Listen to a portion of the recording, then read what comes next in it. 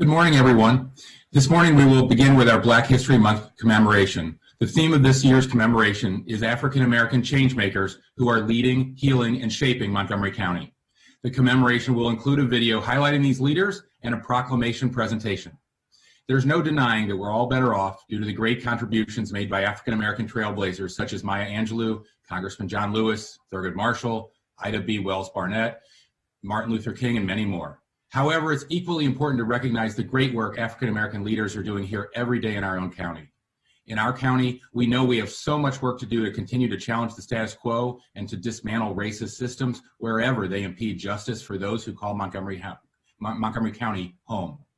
We're comforted in Dr. King's belief that somehow the arc of the moral universe is long, but it bends toward justice. And as President Obama said, we are the ones who bend that arc. It's not passive or automatic. The moral arc bends because in every generation, there are more people who look to the light instead of the darkness and who commit to remaking our communities instead of tearing them apart. Dr. King acknowledged that this is a necessary struggle. In his words, a struggle to save the soul of our nation, for no nation can rise to its full moral maturity so long as it subjects a segment of its citizenry on the basis of color and race.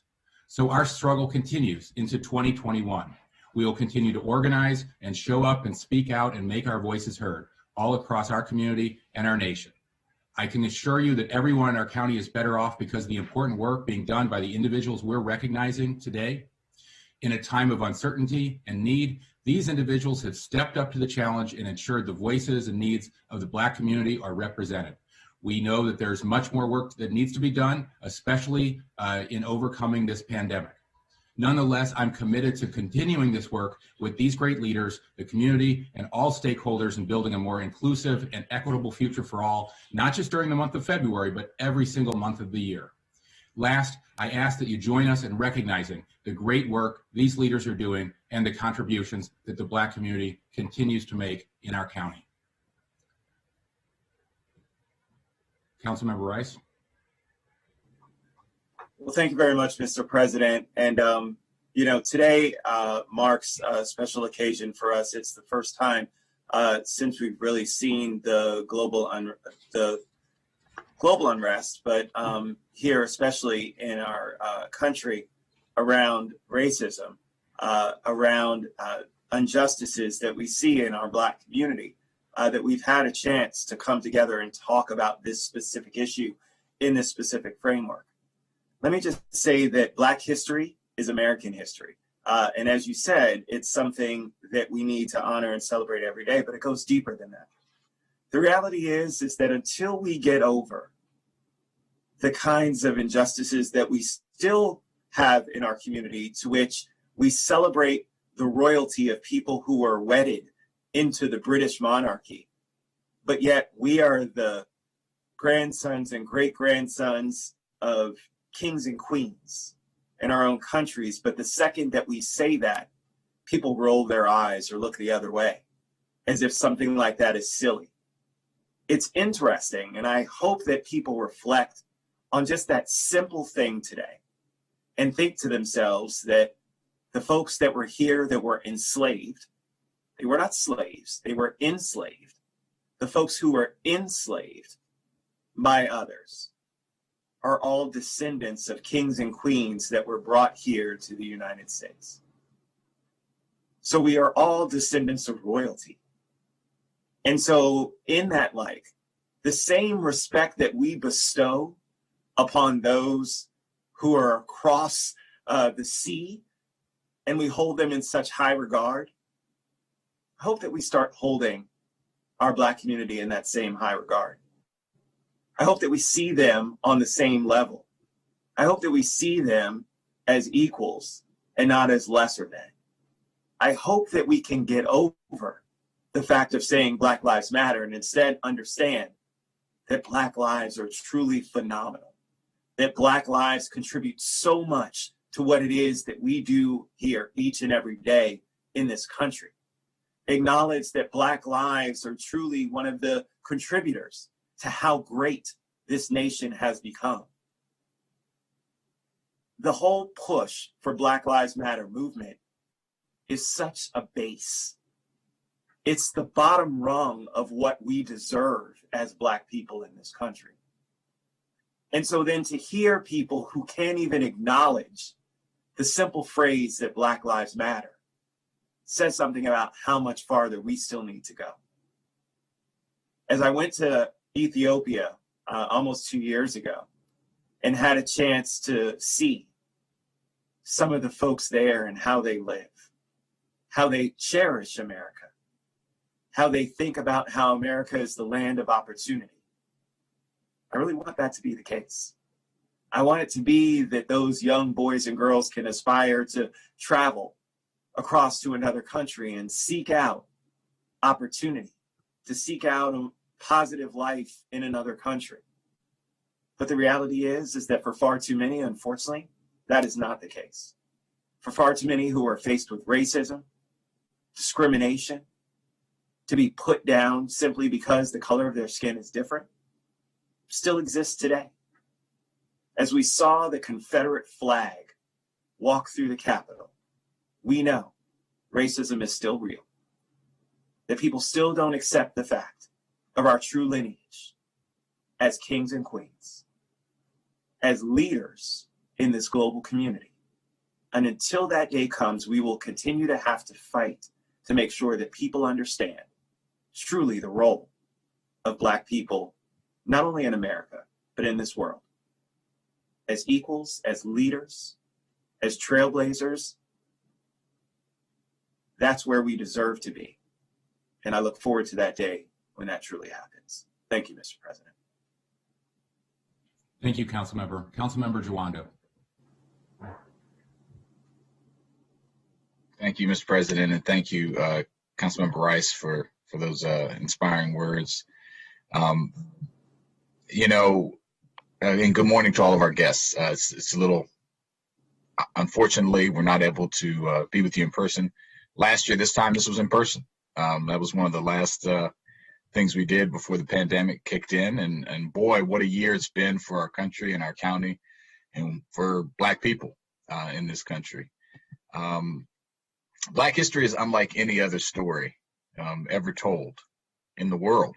And it's a story of resilience and passion and sorrow and tragedy.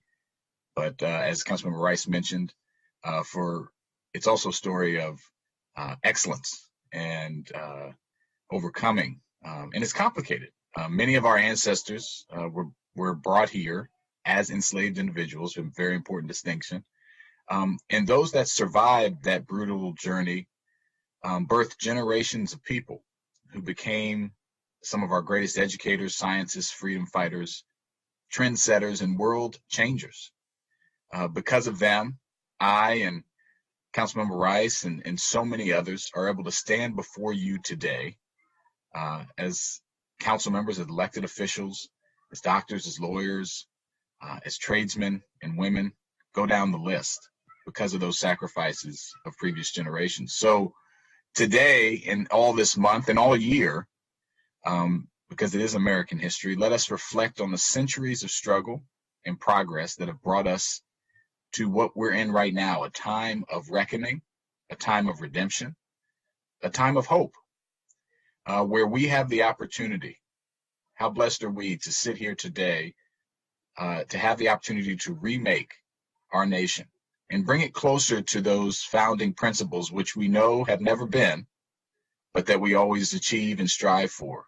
The principles of liberty and justice for all, the ability to use your God-given potential for the benefit of yourself, your family, your country, your world. And so African Americans have a rich history here in Maryland and in Montgomery County specifically. Not only are we the home to Frederick Douglass and Harriet Tubman and Thurgood Marshall, but today we're going to hear from some of our local heroes who have been and are making their own path and their own history in service of our county, our state, and our nation. Let's also take time this month to remember in this year the countless heroes and figures whose names we'll never know, who gave their lives to build this nation in silence and suffering, who had joy, who had children who had memories, but that aren't written down. Let's not forget how they continue to impact their lives and the legacy in the nation that they bequeathed us as we move through our work in whatever field of endeavor. So happy Black History Month, and really looking forward to the commemorations. Thank you, Mr. President. Thank you, Council Member. And now we'll have the video presentation.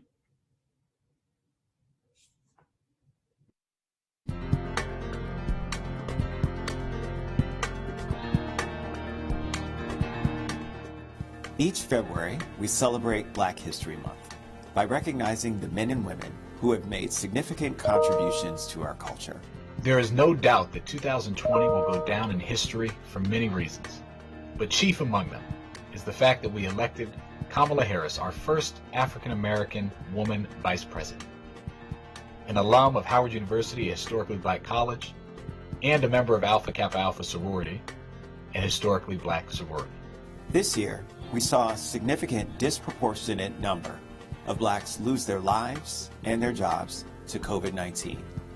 And couple that with the unrest that we saw related to the killings of people like George Floyd and Breonna Taylor. But through it all, Montgomery County has worked hard to remain a place that cares for every resident and that respects equity. This Black History Month, we honor just a few of the change makers in our community, who make us strong and proud to be who we are. Happy Black History Month. Being around people of different backgrounds, our world is getting increasingly diverse. You need to understand how to operate with people from different backgrounds. Where do we want it? Now! What do we want? Justice! Where do we want it? Now! If there's one thing that's been defined over the past year, it's the power of youth activism. And young people here in Montgomery County are raising their voices and proving there's no limit for social change. Good to see everybody.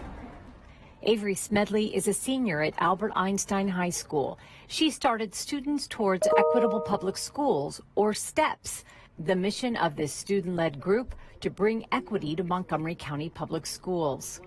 I feel like there's a lot of impetus for curriculum changes right now, and really just have to seize this moment, because there's a lot of opportunity to do a lot of things around racial equity. We have such a culture of student advocacy, but the only thing is we're not really seeing so many stakeholders in that advocacy. So we were thinking with STEPS, we really wanted to, get more students from the Down County Consortium, where I'm from. I go to Einstein, and then students from NEC to really show them your voice matters and give them a space in advocacy. The group started a year ago and coalesced around the recent MCPS boundary study, where there were strong opinions on how to redraw school boundaries. The members of STEPS met with school officials and lawmakers to advocate for change they wanted to be considered during the decision-making process. Well, definitely looking at policy. I mean, the fact of the matter is our schools are segregated. Really discouraging to go to another school for an athletic event or something and to see how much nicer that they have it. It just doesn't make any sense. We are in the same county. Funding is the same, but looking at PTAs, who has more monetary power, more political clout, we're seeing very different experiences for students just depending on their zip code and the color of their skin. Hi, my name is Avery Smedley. Avery grew up in Montgomery County and first attended an all-white elementary school where she realized pretty quickly she didn't look like the other kids. It was really isolating for me being an elementary schooler in an all-white elementary school. You realize pretty quickly, hey, you do not look like the other kids. You are a person of color. We talked about when I was in first grade, this girl said to me, Avery, if you get any darker, I can't play with you. And I was horrified to go outside. One day, my mom, we lived right up the street. She was like, Avery, it's a really nice day. Let's stay out on the playground. And I just burst into tears, because I was horrified to get darker. There's a different energy this time. This is the beginning of the end. This is the beginning of the end. But we've got to educate ourselves. We've got to educate our children. Just beyond that, segregation hurts white students as well. It hurts everybody. I mean, being around people of different backgrounds, we've seen that it helps with your cognitive abilities, your leadership skills, and our world is getting increasingly diverse, especially Montgomery County, but the United States, you can't be in a segregated place. You need to understand how to operate with people from different backgrounds. And also just really enriching, really interesting to be in an integrated environment. This year, the group worked to get policy adopted designed to improve distance learning. And following the killings of George Floyd and Breonna Taylor, the STEPS group decided it was time to have a voice in racial and social justice in our schools to underscore the need for better support for students. We do definitely need more mental health supports. Montgomery County has one of the worst ratios of students to psychologists and counselors. I think at my school, we might even have like half a psychologist, not even one. Lots of schools have like half because our resources are very stretched. And if you look at the root causes of so many issues, like when you have police officers, that is dealing with the problem once it's already happened, once it's already occurred, giving somebody like an arrest record. But if you look at like, I mean, a child who brings a gun to school, like that's clearly like something going on, like a mental health issue. Avery Smedley is headed to Duke University in the fall to study public policy, specifically housing and education. Ending housing and school segregation would mitigate racism, the opportunity gap, the healthcare gap. I had to use this knowledge to create change. 2 areas that she says are key in integrating our communities and making our nation equitable. I've always cared about these issues, but I never really thought that I could make a difference. So to be able to do this in such a short time, and I really feel like as I'm going to college, I'm leaving with me like a sustainable movement, and I hope that more students who look like me and students in general will feel like their voices matter. We have the opportunity to undo de facto segregation in Montgomery County and actually make our schools a reflection of our diverse district. We have the opportunity to stop little children from hating each other and themselves. And so as a leader, I'm really more proud about creating other leaders. Joe Hooks has made it his personal mission to give back to the community that he says gave so much to him. It's, building leaders, and really teaching that humility and just showing that we care. It's not always about sports, but it's just about what we can do for others. This Montgomery Village native graduated from Watkins Mill High School and went on to play football at Shepherd University. When his hopes of playing for the NFL didn't pan out, Hooks became a coach at his old high school and started the 480 Club, a nonprofit for student athletes that offers training while at the same time teaching important life lessons to reach and inspire young people. Sports taught me a lot. It taught me teamwork. In this world, we have to be a team to get things done. Communication, brotherhood, being dependable for each other.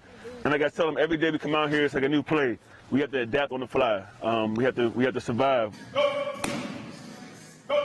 We have to, uplift each other. We have to be flexible with our skills, and football is perseverance. Hooks has become a hero of sorts to the adolescents in the community. Not only is he making an impact by giving the youth options to grow, we get a couple bananas, a couple breads, a couple apples, a couple potatoes, and just grab a pie. He's showing them what it means to be a part of the community. Every week since June at Montgomery Village Middle School, Hooks organizes a food drive for families who are suffering due to the pandemic. I wanted to show positivity, show love, show service. Take care. People trust what they trust. And when we first started, I wanted them to see a familiar face, to see an African-American man lead and serve whoever. And that's what it's about. And we've had anyone and everybody, any color, any diversity, come get food and change the narrative. He's recruited members of his 480 Club to come out and pack up the food and supplies and take part in distributing the groceries to the families who line up hours before the drive begins. Oh, is that the line back there? oh, shoot. Young kids, I had, just needed some positive influence. So I felt we talk twice a week. I thought this was a good way to have some interaction safely and really build some skills up. So, when it gets warmer, we'll do some sports stuff and just that's bigger than sports, and we can do more things.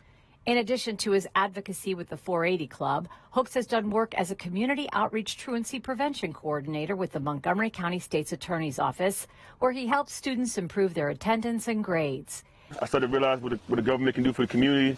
I can't imagine living in another county. He believes it's imperative to build these young men up and help them understand the role they play in the future of their community. I want them to remember that they can come together, put positivity back out there instead of negativity.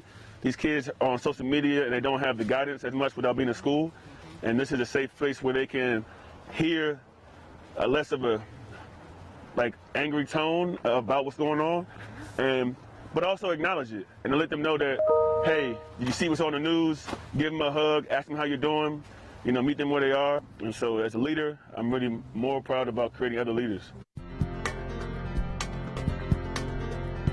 My job and the constituents who I have to answer to are the 1.1 million residents of Montgomery County. Good afternoon, everyone. Good afternoon to residents of Montgomery County. Dr. Travis Gales grew up in Chase City, Virginia, with his two siblings and parents that raised their children with a strong sense of values. He is the first physician in his family and gives credit to his parents' hard work that created the space for him to have the opportunity to become a doctor. I chose to go into medicine because from a strictly academic standpoint, I'm fascinated by physiology and anatomy. And it's one of the few professions where I think you can bring together the social aspects of how you interact with folks and how you work to create change and make things better with the scientific aspects or the biological scientific aspects. And then the other component is, still being able to do something that's working with people directly to see the benefit of the work that you're doing. In 2017, when Travis Gales took the job of county health officer, he didn't think his job would include leading a pandemic response. We are living in unprecedented times. Though it was something he had to study and think about, he will tell you in our time no one has had to put those principles into practice. Today, Dr. Travis Gales is the face of the coronavirus here in Montgomery County. Make sure it's securely over your nose and your mouth. And he's worked hard to let people know this isn't about politics for him. Well, even in a political setting, my job and the constituents who I have to answer to are the 1.1 million residents of Montgomery County. And so as a result, if you notice any of our press briefings, there's a couple things that I try to do is to say, for the folks at home watching, I'd like to give you some insights for the folks at home into the world we live in. Even if it's a question with a political bend, because that's the audience who needs to hear it and who needs to trust what we're saying and trust the guidance that we're putting out. I also try to make it very clear that I am not a political official. I'm not an elected official. Dr. Gales! And my job is to provide objective guidance. And so sometimes you may hear me say, from a health perspective, here is what we're proposing, recognizing that there are political influences that do complicate decisions that ultimately will be made. He doesn't hesitate to say the work has been challenging, especially when the attacks become personal. He's been called arrogant and difficult to work with, and some of the criticism has been racist in nature. But in these instances, he always remembers representation matters, a lesson he learned early in his career. I think it was my second year of residency. I was post-call. I was trying to get out of the hospital, and I was literally at the door, out the front door, and a woman just is yelling like, "Doctor, doctor, doctor." And I'm like, oh, what's going on? I'm trying to get home. And she came up and she said, "I'm sorry to bother you. I don't know you. My son has been coming to the hospital for years, and he has never seen a black male doctor before. And so would you speak to him and say hi? Because I just want to introduce him." Because she said it was important for him to see that, to know what his scope of possibilities would be. The COVID-19 pandemic has revealed further evidence of long-standing health inequities nationwide as well as here in Montgomery County. Dr. Gale says these inequities have existed for many years, and it angers and frustrates him because there's been no system created to move beyond identifying the problem. And so my hope is that post-COVID that we continue to have these conversations centered around why those disparities are in place. Everybody's gung-ho about contact tracing and let's, put money here and put money there. Public health has been woefully and inadequately funded for years.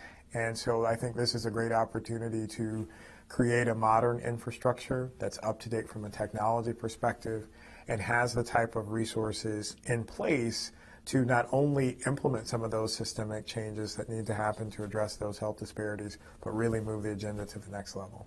Though there is a light at the end of the tunnel with this pandemic, Dr. Gale says we as a community have an opportunity to take not only what we have learned from this crisis, but also to use the current racial and social justice climate to come together to address these social determinants.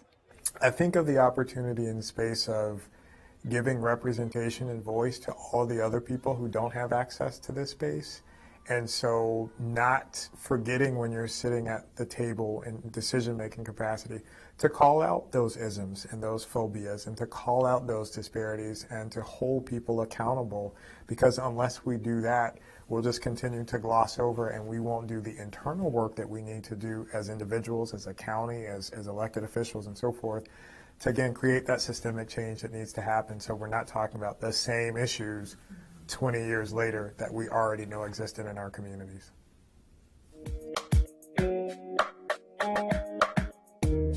We are so proud that we were named as the most diverse community college in the continental United States.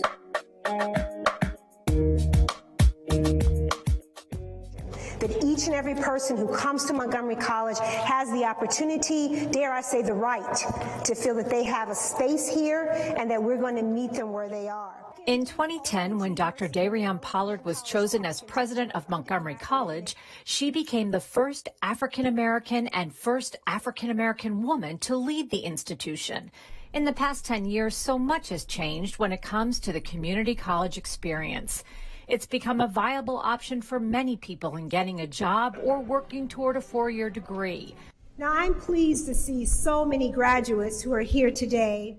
And under Dr. Pollard's leadership, Montgomery College has been able to capitalize on this new way of getting an education. We recognize that the health and wealth of our community is dependent upon us doing the work that we do, and our success as a college is dependent on the community that we serve. We are so proud that we were named as the most diverse community college in the continental United States because of this wealth of inclusion and diversity that we have here at Montgomery College. Montgomery College is the most diverse college in the country. 75% of the population are students of color, many of them first-generation college students and immigrants. The COVID-19 pandemic magnified some of the challenges that Montgomery College already saw amongst its student population. And while some people might be talking about big plans post-COVID, many of our students are talking about food banks. Thank you. You're welcome. They're talking about unemployment. They're talking about hospital bills as a result of COVID. They're talking about COVID funerals. We were able to put out immediately to students almost $1 million of emergency funds. So we know that students aren't going to be thinking about school when they're hungry.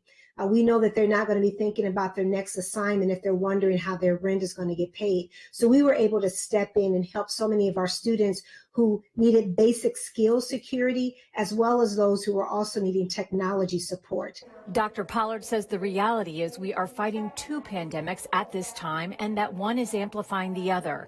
This includes the recognition that COVID-19 is adversely affecting the Black and Brown community as well as communities of poverty. We also know this work around racial equity, this conversation of calling out white supremacy, being very clear about the fact that social justice is a part of what we do at Montgomery College. In fact, it's a part of our ethos as an institution. So we need to do several things. One is to name it. So I was very proud of statements that the Board of Trustees and also I did as a college president, articulating our commitment around Black Lives Matter, but also the fact that we want to be a part of the solution for our community. Part of that is creating space and place for dialogue.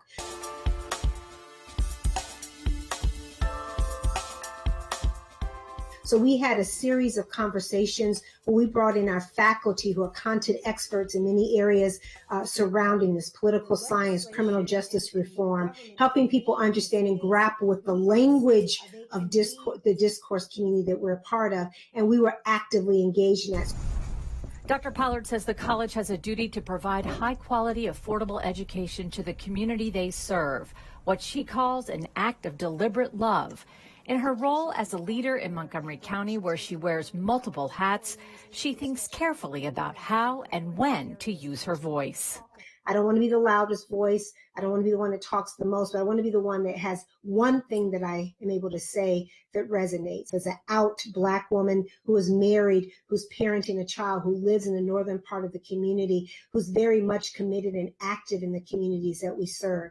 I'm a mother of a gorgeous brown boy, and a part of me has to help him be prepared for the reality. So you do not unify as a community until you're able to really sit down and think about what has happened and how we look at policies and procedures that deal with that. So the conversations I have as a college president are deeply connected to the conversations I have as a Black woman.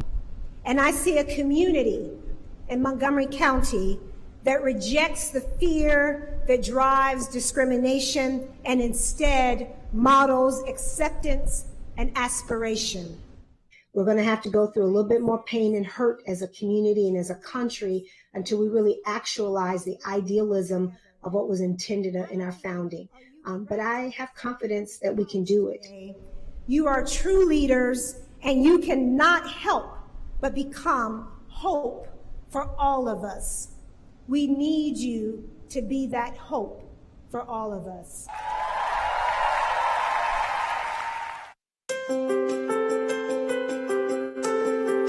You don't need to go through the dumpster. We have plenty of food in here and we'll take care of you.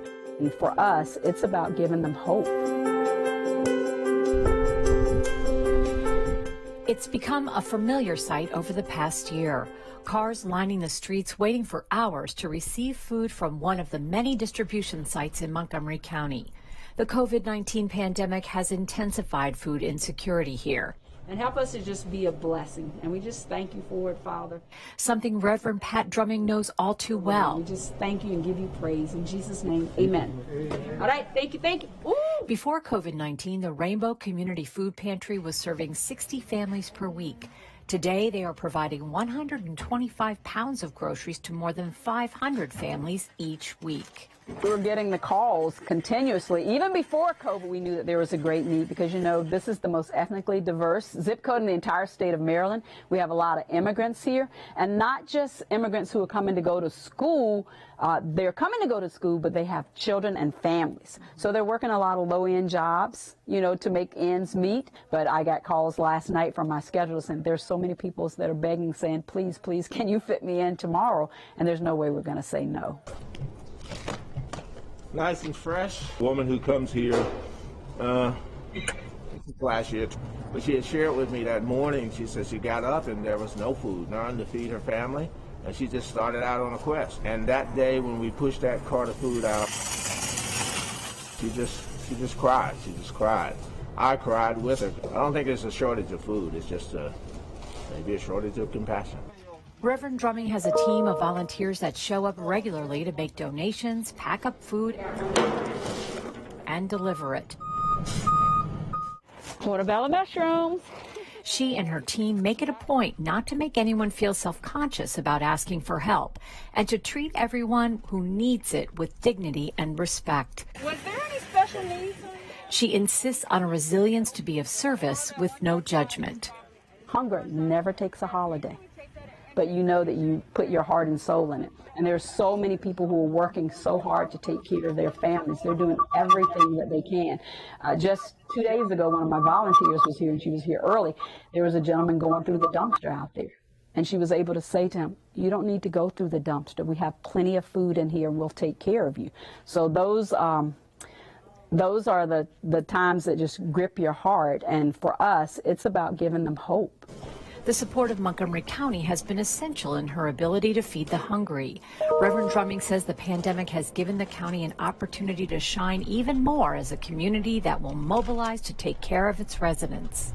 Well, even with COVID, they jumped in so quickly to organize with the council and the Montgomery Food Council as well. They included all of the food partners, and if we knew of any other partners, they even included new groups that said, look, we're willing to take on this task and make sure that everybody has food. No one's food insecure.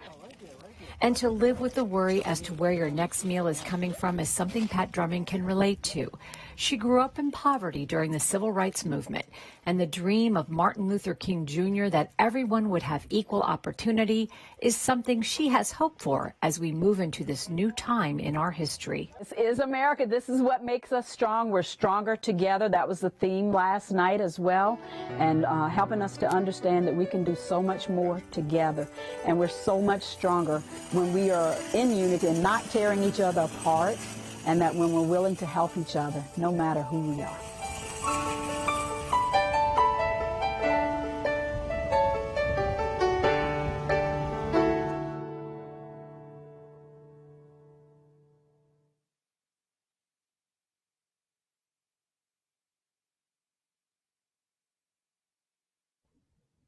Thank you. Thank you, everyone. That was terrific. Thanks so much to our staff who were able to put that together. Next, we want to hear comments from the honorees who were covered in the video and allow them to speak. But first, I also want to recognize, and it's awkward to do this virtually. We're used to being in the same room with so many of our great friends and leaders from around the county. But I want to recognize all of our guests who have joined us virtually this morning. I don't know if Mary's able to allow them to turn on their videos to be greeted by us, but we're really, whether or not that's true, we're really grateful for your participation. We're really glad you're here, and we're really appreciative of all that all of our guests do to give us a more inclusive and equitable county every single year, whether you're among the awardees or not. So it's nice to see Joie and Byron, Beatrice, and so many others. And I'm sure my colleagues are very, very grateful for your contributions as well. So with those on, thank you, Mary. Let me first call on Avery to comment on the video. Thank you. Thank you, President Hucker. I just want to thank everyone, thank the County Council. I am so honored and grateful to be here, truly, truly among such amazing activists and giants who are doing such great work. To be amongst these people is such a great honor. I'm really thinking about the arc of history and how, you know, my great-great-grandparents, they were viewed as property by their government and their community.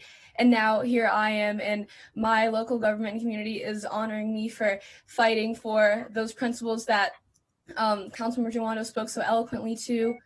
And I just never in their wildest dreams would my great-great-grandparents would have imagined that for me.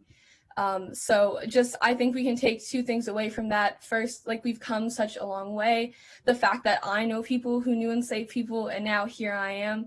But also taking away from this, you know, slavery was normalized for them. And so we should also keep in mind that the state of things right now is normalized for us, and change does not always come so easily or obviously. So I thank the County Council for what it's done in pushing for racial equity, and I hope we continue to do so in supporting things that are not so obvious and easy, like getting police officers out of schools and integrating our school district. But again, thank you so much. This is such an honor. Thank you so much, Avery. Joseph? Thank you, President. I just want to say thank you, Susan and Mike Springer, for coming out for this acknowledgement as well. And thank you for everybody else. Salute to you. It's very inspiring. I just want to say a few words, you know, just very honorable. I want to thank my fiance who supports me from behind the scenes to have the time to serve. And just want to say happy Black History Month to Montgomery County and everyone who makes an impact. You know, Black lives matter. Just a little bit of history. My grandfather, great-grandfather, was a colonel, and my grandfather moved from Philadelphia to Montgomery County and did a lot of work in equal opportunity, and my grandmother was a caregiver. And since then, so many of us have been able to lead in different fields, like my sister, who's a director of communications, and my cousin, who's a police chief. You know, growing up being a boy and being Black was tough, but I was really built strong.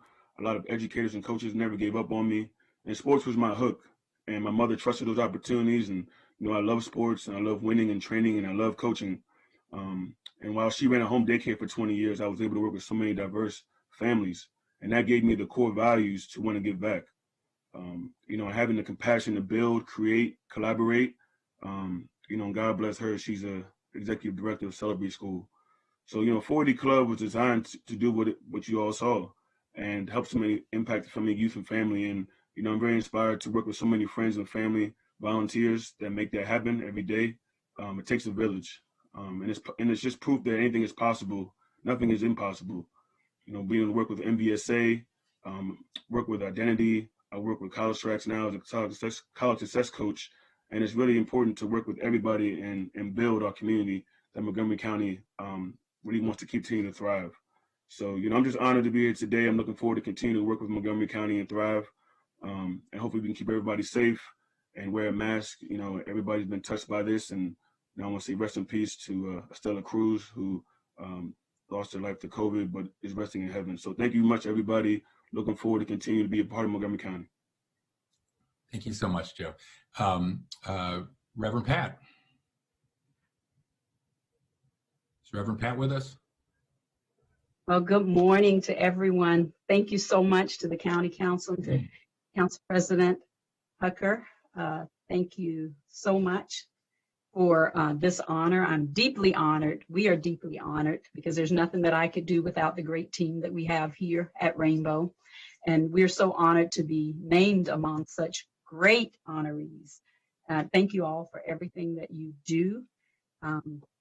You know, for me, listening to them just encouraged my heart so much to hear the younger people, the people that are behind us, you know, having grown up in the 60s and experienced so much.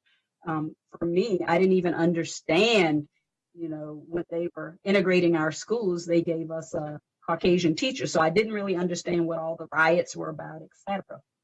But later, as I grew in life, I began to understand certain things. But I am so grateful for the opportunities that have been given to me and to be able to speak today and to share our heart.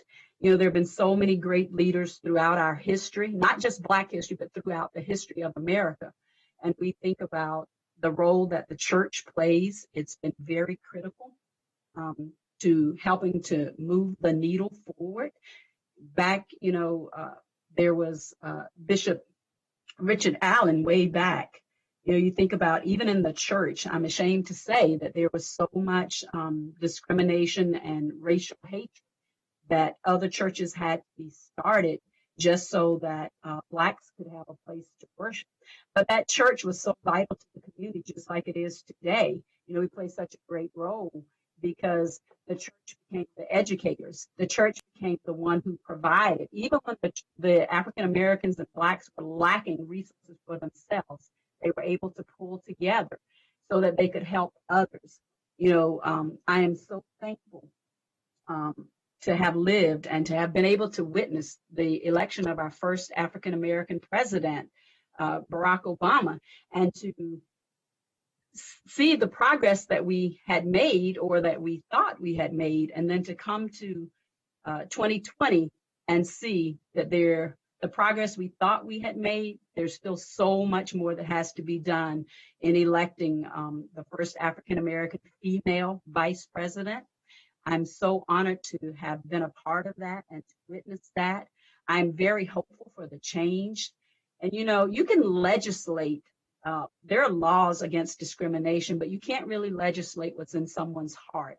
So our desire and our goal is to help people to see the value of others. And Dr. Martin Luther King Jr. was one of my greatest heroes. And most people, you know, when we say that I have a dream speech, it was really a sermon that he gave. And actually, the first place he preached that was in a church in North Carolina, where I'm from. But that is still the dream, and we have to focus on that dream. We have to keep that we will all be judged by the content of our character and not the color of our skin. So again, I just want to thank you so much and recognize the work that Montgomery County is doing. You are doing such a great job of inclusion and making sure that there's racial equity among the residents here. And we are grateful and we thank you so much for the opportunity. God bless you. Thank you so much, Reverend Pat. Dr. Gales. Good morning. You all have to hear from me all the time, so I'll keep this short, and I know we're going to spend a few hours together this morning. But I would like to say thank you for the opportunity to be included with Avery and Joe and Dr. Pollard and Reverend Pat and others in the video. And I am inspired by the work that you all continue to do. And I have to say a special word to Avery. You are going to the finest institution in the country. And I'm excited for you as you begin your next chapter. As you may know, I'm an alum of Duke, so I have to rep for Duke. But excited for you to pursue your next chapter and the world that is before you in terms of opportunities that have been created by folks such as Reverend Pat and Dr. Pollard and the work that Joe is doing and so many others. It is an exciting time. It's a scary time. It's an uncertain time. But what is certain is that we still have a lot of tremendous work that needs to be done to address the issues that continue to plague our society. And I hope that at every opportunity and every table that you're invited to in the boardroom or dining room or wherever you are, that you continue to take up your place that is well deserved, is well earned. And it's important to give voice to all of those others who don't have an opportunity to be there in that space, because representation does matter. And not only does representation matter, taking up your space and using it to your full capacity also matters as well. So good luck, best wishes to you. And to the other folks who've been included in the video, please keep up the fantastic work you're doing. And if we in Public Health Services can be of any support to you, don't hesitate to let us know. Thank you. Thank you so much, Doctor. And finally, Dr. Pollard.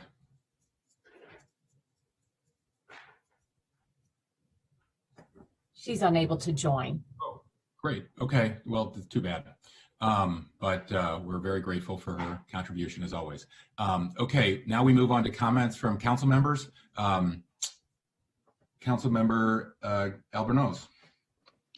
Thank you, Mr. President. That was a beautiful presentation. I want to especially thank Council Members Jawando and Rice. It's an honor serving with both of you, working with both of you. I saw earlier former Councilmember Valerie Irvin was on the screen as well. Not sure if she's still with us, but appreciate her remarkable leadership. And I had the opportunity to work for former County Executive Ike Leggett, who was a trailblazer in so many ways in his own right, and somebody who taught me so many values, and one of my most prized possessions is the picture that I have over my right-hand shoulder. And I also want to acknowledge Joe Hooks and his story. Sports was a big part of my life as well. And another cherished possession is a letter that I received when I was 12 years old from Doug Williams after he won the Super Bowl. And it's something that I carry with me all the time. I want to especially acknowledge the African American Health Program, Dr. Gales and Dr. Kroll, for their heroic efforts over this last year and many years before that to keep our community safe. We have a long way to go to get through this pandemic, but I'm confident because of the leadership of the people that we highlighted in this video that we are going to make it through, and we're going to make it through stronger. Thank you, Mr. President. Thank you, Council Vice President. Councilmember Novato. Thank you, Mr. President. I want to also thank Councilmember Rice and Jawando. This was an amazing presentation. The people that were highlighted in this video really, in my opinion, are a snapshot of the extraordinary assets that we have here in the county. This is such an amazing place because we do have so many people that are always stepping up to make our county a better place to live. And I want to also recognize all those that were invited to be guests. This term trailblazer is an important one. And I myself always make sure to, give honor and recognition to those who have really, truly opened a path for so many. As everybody knows, my household is a multicultural, multi-ethnic, multiracial household. My husband, of course, is originally from Haiti, and I have this two extraordinary Afro-Latina young women who are always looking at ways to make not only the county, the region, but this country and the world a better place. And this notion of the amazing talent, the amazing potential that our young people bring to the table gives me a lot of hope. So happy Black History Month. It is a history that is shared by so many in the diaspora as well. And I think it is a very important time for us to recommit ourselves to this notion of racial equity and social justice, which luckily we at least began to set forth that foundation in 2018 through the racial equity and social justice law that I was proud to author and work with my colleagues to pass. But it is important for all of you who are here, who are being recognized, to take it forward and to make sure that this becomes a real, true, authentic reality here in Montgomery County. Congratulations, everybody. Thank you so much for everything you do for our county. Thank you, Councilmember Glass. Thank you, Mr. President. I too want to extend my appreciation to Council Members Rice and Jawando for your leadership and your representation here in Rockville and across the county. I also want to thank the community leaders for being here today and for everything that you all do in our community day in and day out for our village, our 1.1 million person village here in Montgomery County. We live in a wonderful community, but we can and have to make it better. We can make it more inclusive, we can make it more fair, and more equitable. And I'm committed to doing that work with you, making that positive change, making good trouble alongside you. And let's move forward and carry on the work that we know we have to do. Thank you. Thank you. Councilmember Katz.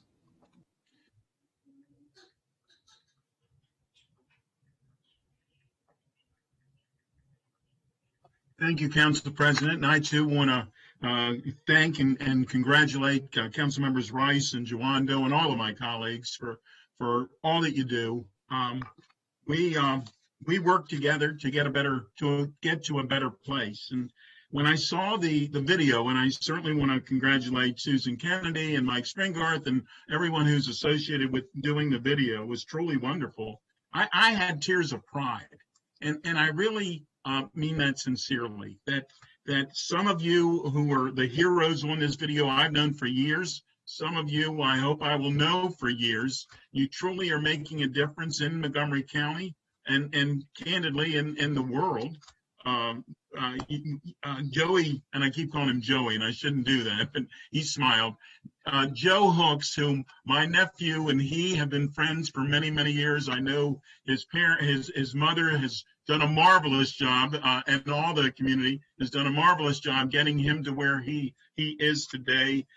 Dr. Gales, I had to look up Chase City, Virginia. I'd never heard of that metropolis prior to today, but I did look it up, and I know that they are certainly very, very proud of the person who came from their community, and the list goes on. Dr. Pollard talks about being a part of the solution. Dr. Pollard is a great part of the solution. And Avery, you mentioned that segregation hurts everyone. I can tell you that is absolutely true. My third grade classmate, Greg Wims, is on this call. He and I lived through segregation, and I can tell you, because of our friendship, we have gotten so much further in life. So I appreciate it. I wish I could go down the list, but I know that we're short on time today. But let me just end by saying that all of us, I've always say that a community is a family, and our family is going to have to come together once again to get us to a better place in Montgomery County. Thank you, Mr. President. Thank you, Councilmember, and Councilmember Friedson. Thank you, Mr. President. Wow, what a powerful and poignant commemoration this morning. I just want to say how fortunate we are to have the 5 leaders profiled in the video and so many other leaders of color who are serving our community, helping to make Montgomery County a safer and healthier place while pushing for greater opportunities for those who too often have lacked those opportunities. Avery Smedley, Joe Hooks, Reverend Henley, Dr. Pollard, and Dr. Gales, your work motivates us. Your stories really do inspire us and have done so again this morning. And I've got to say, it may not be virtual, but something tells me, I have a sneaking suspicion that this won't be the last time, Avery, that you'll be speaking from a dais here in Montgomery County, hopefully, but certainly somewhere. And as Frederick Douglass said, we have to do with our past only as we can make it useful for the present and future. The past informs the present. It helps shape our future. And to me, that's really what we're doing today, honoring the past, celebrating the past, but ensuring that we're using that past, all of that past, to make sure that it helps set our course as we move forward to a more inclusive, more equitable, more fair and just community. And just really appreciate everything that you've done, the way that we've allowed your stories to lift up other stories and your lives to lift up other lives in our community. Thanks for sharing your light and providing a little bit of warmth at a time that has felt dark and cold at moments. And I also wanted to note, as other colleagues did, that I am truly honored and privileged to work with friends and colleagues, council members Rice and Jawando, who continue to open up doors and create opportunities for those that are coming behind them,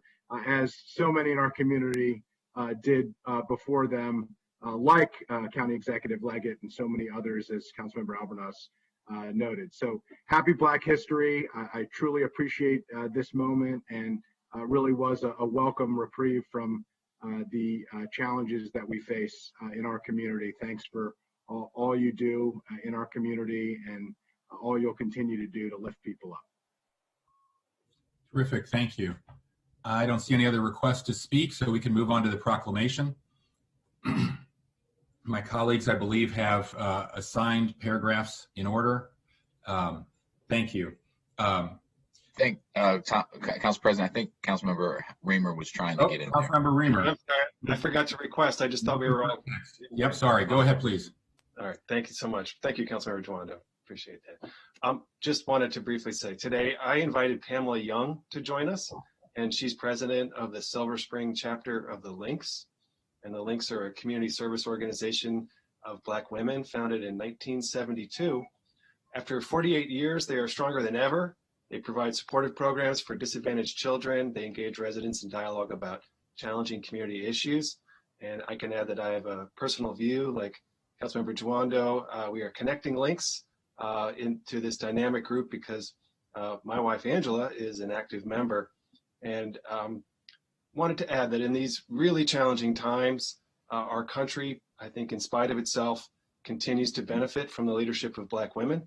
And we are so thankful for Kamala Harris making history as our first woman to be vice president and our first African-American vice president. We are thankful for Stacey Abrams, who inspired the residents of Georgia to claim their power and pull us out of the ditch that we've been in.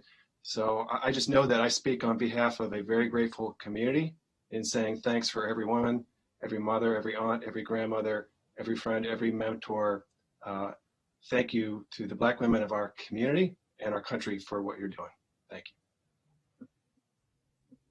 Thanks so much, Council Member, for recognizing. I wanted to recognize another one of our guests who does so much for our community, Mr. Abdul Aziz Kamu, who helps lead the amazing, essential distribution of health services from the Muslim Community Clinic. I've been there many times. They serve so many elements and segments of our population that are very much underserved and are on the losing side of our health disparities, and they're in an essential part of the county, and both the medical and the dental clinic are so important to our entire county, and I'm really grateful for his service as well and the service of everybody at the Muslim Medical Clinic, the dental clinic. Okay, we can move on to the proclamation. Each council member will read one of the clauses in order. I'll begin this proclamation of the Montgomery County Council. Whereas, during Black History Month, we recognize and remember the people and events in the history of the African diaspora and the struggles and sacrifices made by African Americans to shape the U.S. And whereas on January 1st, 1863, President Abraham Lincoln issued the Emancipation Proclamation, setting the U.S. on a path to end slavery. 1 century later, in 1963, more than 200,000 Americans gathered for the March on Washington for Jobs and Freedom, calling for African American civil and economic rights. And whereas Black History Month had its beginnings in the United States in 1926, when Black educator and historian Carter G. Woodson moved to officially recognize the achievements and contributions of African Americans to our nation's history and identity. And whereas African Americans have contributed significantly to the growth and development of our nation and Montgomery County through distinguished leadership in every field of human endeavor. And whereas this year's Black History Month theme is African American changemakers who are leading, healing, and shaping Montgomery County. And whereas young Black activists across their community are using their voices to fight for what they believe in and to create a more equitable and just society. And whereas Black trailblazers are working each day to shape our future and are committed to giving back by helping the next generation realize their dreams. And whereas Black faith, nonprofit, and community leaders have worked around the clock to get our community through a global pandemic with their dedication and devotion to helping those in need. And whereas Montgomery County celebrates and honors the achievement and leadership of African Americans across our community, our nation, and our world. Now therefore be it resolved that the County Council of Montgomery County, Maryland hereby proclaims February as Black History Month, presented on the 9th day of February in the year 2021, signed by Council members Craig Rice and Will Jawando and Council President Tom Hucker. Thank you all for all your contributions, for participating today, and thank you to our staff for putting this wonderful presentation together.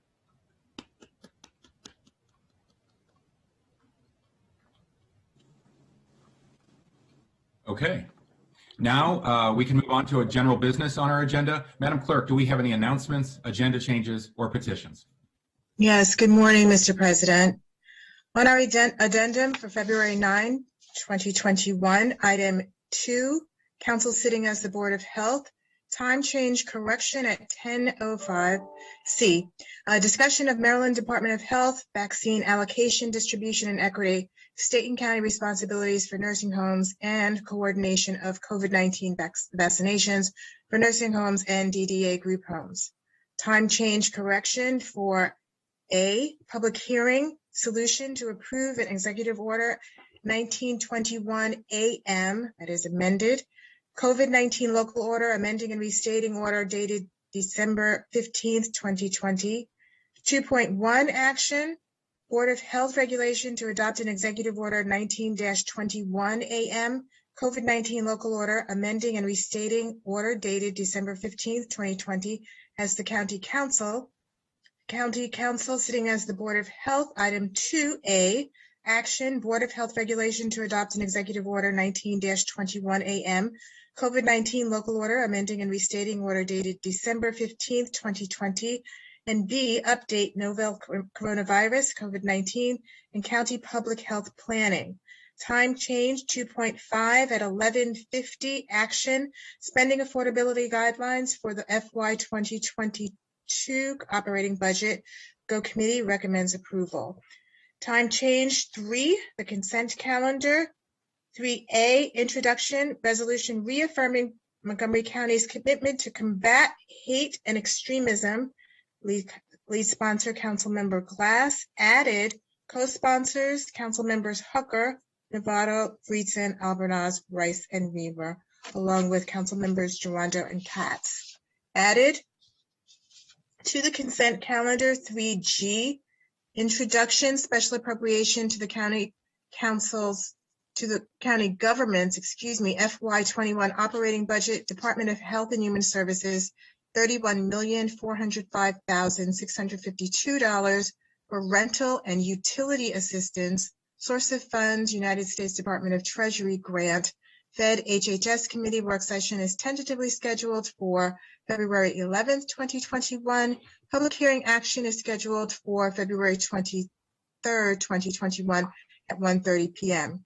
Postponed, item 9 at 1:30, public hearing bill 5-21, agricultural land preserve, solar collection systems, dedication of business personal property tax revenue.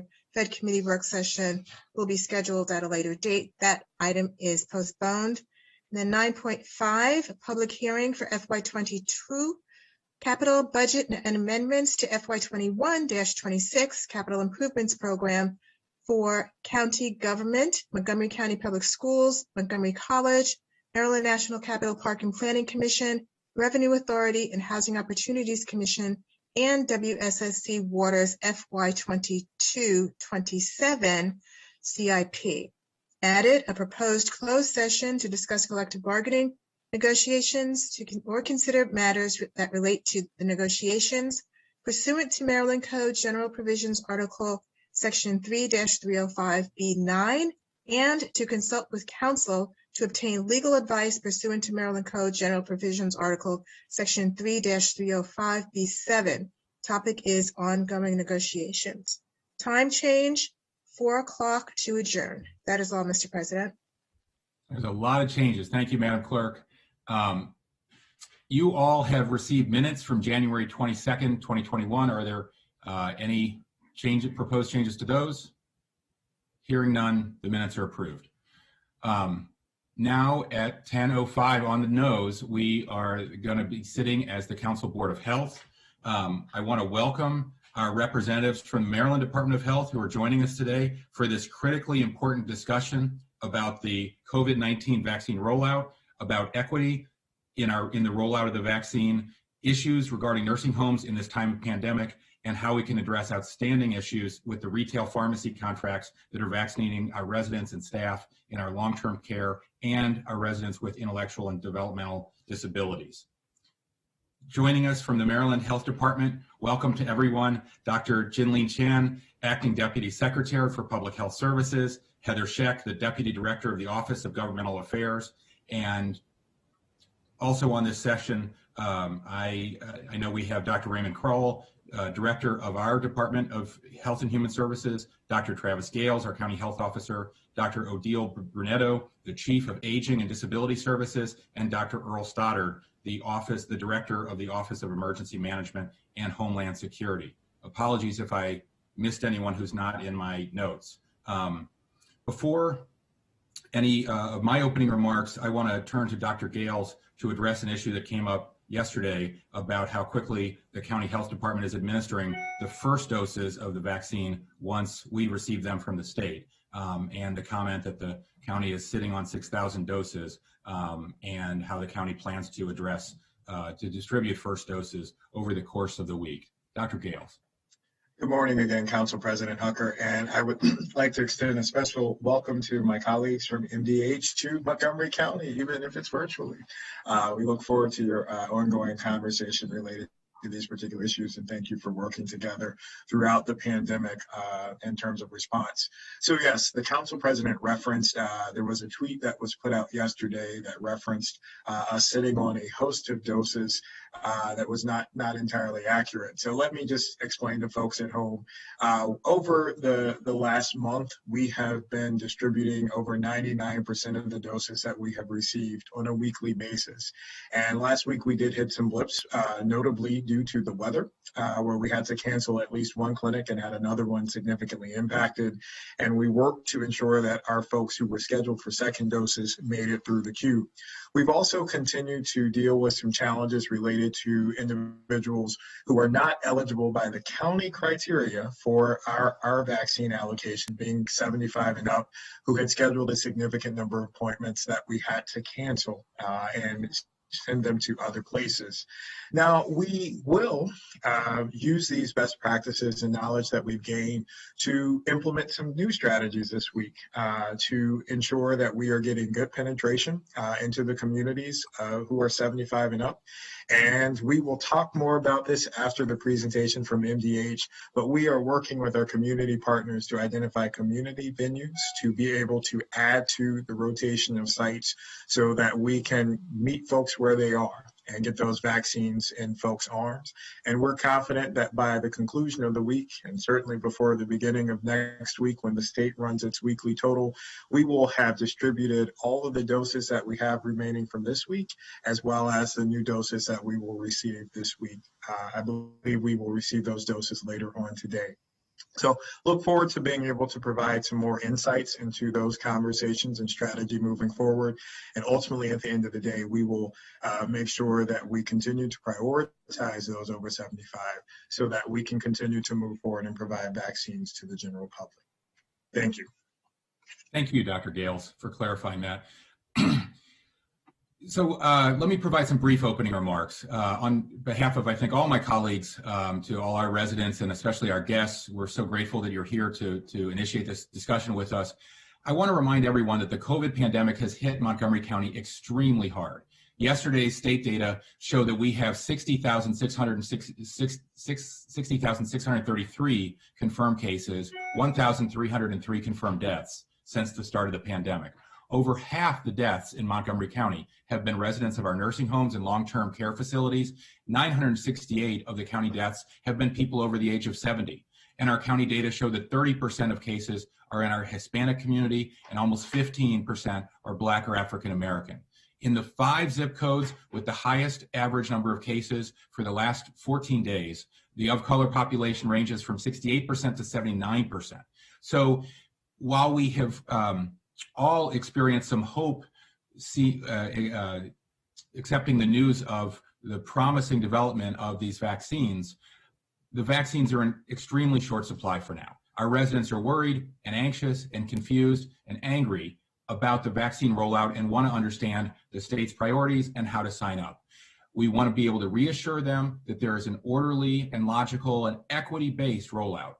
I'm going to turn now to Council Vice President Gabe Albornoz for brief comments as well. Then I'll turn to the Maryland Department of Health for their opening remarks. We've provided, I know, MDH with questions from my colleagues, and we'll begin the questions with the first one from me, and then I'll turn to my colleagues. Council Vice President Albornoz. Thank you, Mr. President. I'll be brief as well. Also want to welcome Dr. Mark Martin here from NDH as well, who is joining us on the panel. We know how busy all of you have been, and we know how complex this issue, unprecedented in so many ways, has been. There are a lot of layers to this, and I think all of us acknowledge we are on the same team. And I think we can also acknowledge, knowing everything that we know now, all of us probably would have done things differently from the beginning of the vaccine to today. But the important thing is how we move forward, how we take the lessons learned and better align the strategies of both the state and our local officials in ensuring that we equitably transmit the vaccine and continue to support our neighborhoods. We all share the same goals. And so this is an important opportunity for us to seek clarity on some of the challenges that the state's facing, but also seek opportunities on how we can better collaborate moving forward. So thank you all so much for coming today. We hope it's not the last time, and we look forward to working very collaboratively together moving forward. Back to you, Mr. President. Thank you so much, Council Vice President. Okay, thank you to our guests for being here. Our first question for Dr. Chan is, as you know, the Association of County Health Officers, who are state employees and your own experts, says that vaccine allocation should prioritize local health departments because they can get the vaccines administered, they can address disparities and the needs of the disadvantaged. The federal government has increased the doses to the state, but our local health department has dropped from receiving an allocation of 8,600 first doses to down to 4,500 first doses this week. We're 17% of the state's population in Montgomery County. 17% of the state's allocation is over 13,000 doses. And this is not just a Montgomery County problem. The state's own data from January 18th show that the largest 5 jurisdictions in Maryland, Montgomery, Prince George's, Baltimore County, Baltimore City, and Anne Arundel, are all receiving the fewest doses per capita, and 5 of the smallest counties, Kent, Somerset, Garrett, Talbot, and Caroline, are receiving the most doses per capita. This would be a big problem if we were just talking about something like transportation dollars, but it's unconscionable given that we're talking about vaccines. So as a result, many Marylanders now have the widespread perception, fair or unfair, that your administration is politicizing vaccine distribution, favoring small or rural counties, which happen to be mostly Republican, over the largest urban jurisdictions, which happen to be mostly Democratic. That's been covered in numerous media stories, unfortunately. Your own data give people that impression. That reflects on all of us in public service. It erodes confidence in the whole system. So the question is, why is MDH not following the advice of your own experts, our health officers, and prioritizing allocation to local health departments? How is MDH correcting your allocation system to reflect population and impacts to make sure every county gets its fair share? And will you commit to make sure allocations track county population so that, for example, Montgomery County will again get its minimum allocation of 8,600 doses, or will you allow the impression that distribution is politicized to persist? Dr. Chan, the floor is yours. Thank you so much, Council President. And I first would like to thank my colleagues at the Montgomery County Department of Health and Human Services, Dr. Gales and Dr. Bridgers, who I know are on and you know that I have been working with throughout the pandemic. I also want to acknowledge my colleagues, Heather Scheck and Dr. Mark Martin, who are joining me today to also discuss our vaccine rollout with the Montgomery County Council as well as Montgomery County citizens. And so we are working on all of this together. And I would be remiss if I didn't also mention our federal partners who are very much part and parcel, and that we, you know, of our work, and that we're talking to every day in terms of this rollout. I will say that, in the 6 weeks since we first received vaccine here in Maryland, December, the week of December 14th, we started out with about 2,000 vaccinations a day that was reported into our system, and about 15 providers receiving those vaccines. We now are at a point where we are actually on average over 20,000, so 28,000 vaccinations a day. We actually hit a record high last week at 38,000 vaccinations a day on Friday, which includes, of course, many of the efforts that Dr. Gales talked about earlier. And, so we are receiving vaccine. And so while there was a ramp up period that we know needed to happen in December and into the early part of January, we are expanding our overall vaccination efforts. We actually have now over 2,000 vaccination sites in Maryland that will include the assisted livings and nursing homes. And so vaccines are getting into arms. And if you look at our vaccination statistics today, we know that of the doses that have been received and delivered here in the state, and acknowledging that some are just now getting here today and tomorrow, that we've actually vaccinated or used about 79% of the vaccine available. In terms of our overall allocation, we are looking at a whole of county approach in terms of allocation by population.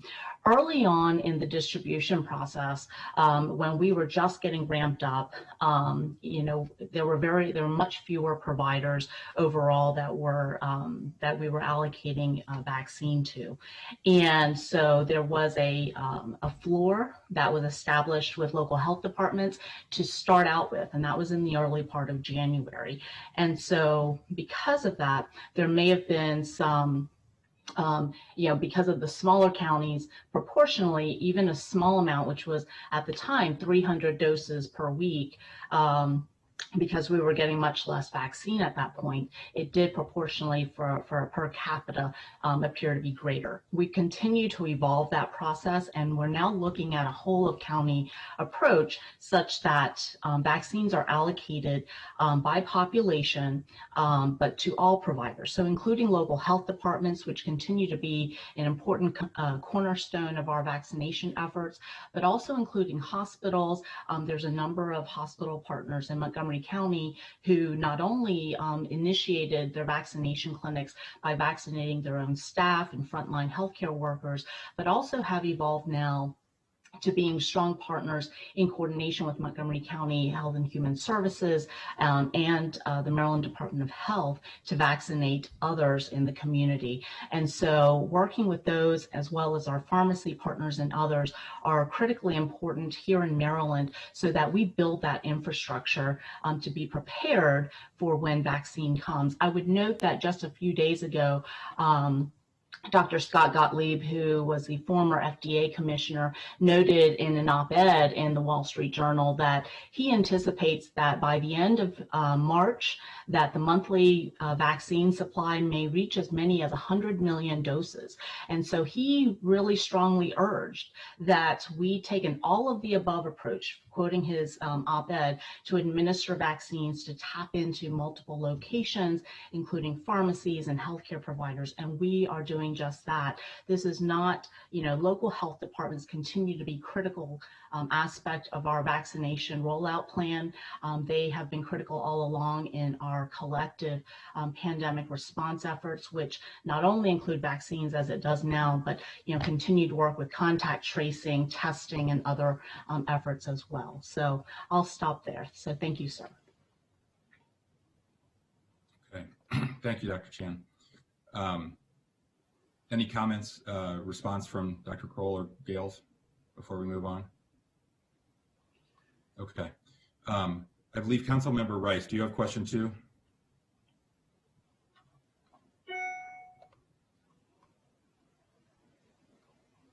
No, I think Councilmember Albornoz has that one. Okay, Councilmember Albornoz. Thank you. Pull it up. The congressional delegation told the governor there needs to be more transparency in the distribution system. They raise concerns about the rechanneling of vaccines to other partnerships and the lower rates of vaccinations for communities of colors that absolutely have to, must be addressed. How will the state-run sites, retail pharmacies, hospitals, health systems, clinics, the mass vaccination sites, how will they coordinate with our local health departments to ensure that there is equitable distribution at these particular mass vaccination sites, as well as the partnerships within our private providers?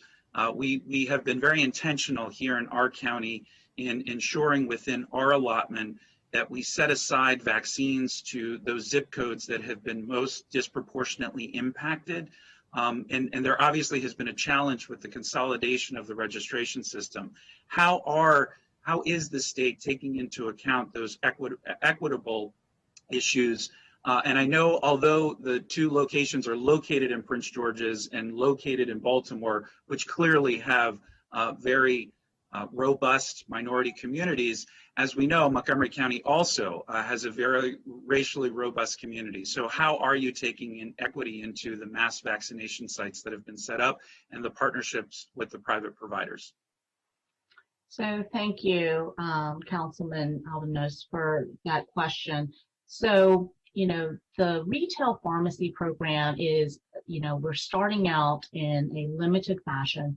And this is a federal program, actually, that we expanded to a couple of weeks ago to be able to provide some initial doses. Again, this is part of our longer range strategy to begin to establish that foundation of vaccine and vaccination capacity throughout the state. And so we did look at equity in terms of geographic distribution around the state of these locations, but also I will say in terms of the selection of the initial sites for retail location, we did look at where COVID-19 has impacted communities the most, as well as racial and socioeconomic status within specific zip codes and such, and use that to help guide some of the initial selections. We are also working very closely with each of the retail pharmacy partners.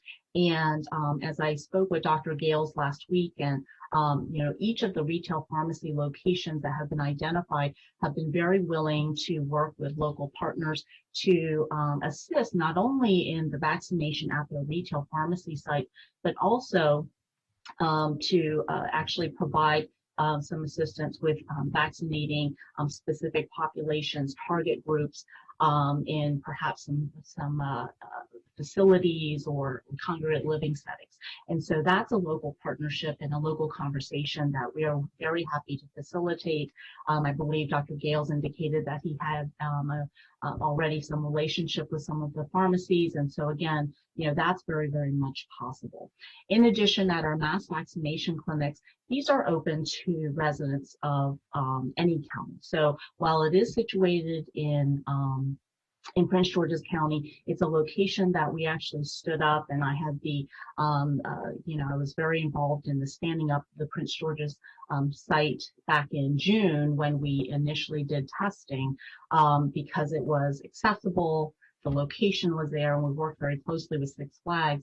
We have now morphed that into a vaccination site. And so we know that Montgomery County residents have access that location for vaccines and can continue to do so.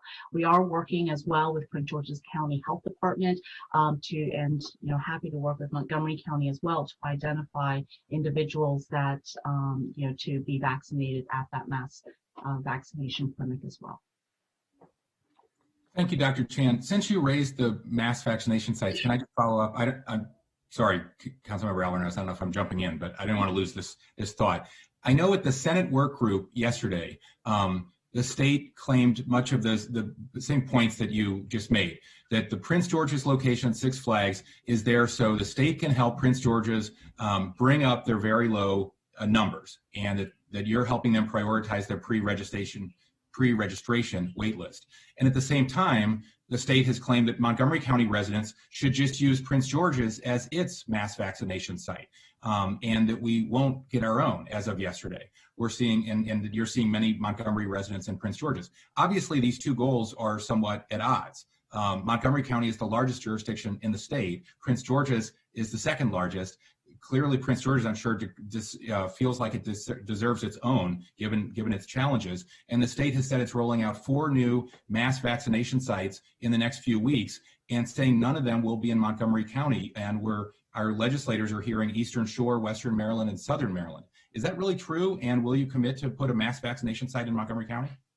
So I don't think so thank you for that question, but I don't think that the message is at odds at all, because, Six Flags was already established, and so the infrastructure was already there in terms of the tents, the setup. I mean, everything was already there, and so it really made sense to use that location to pivot to doing vaccinations.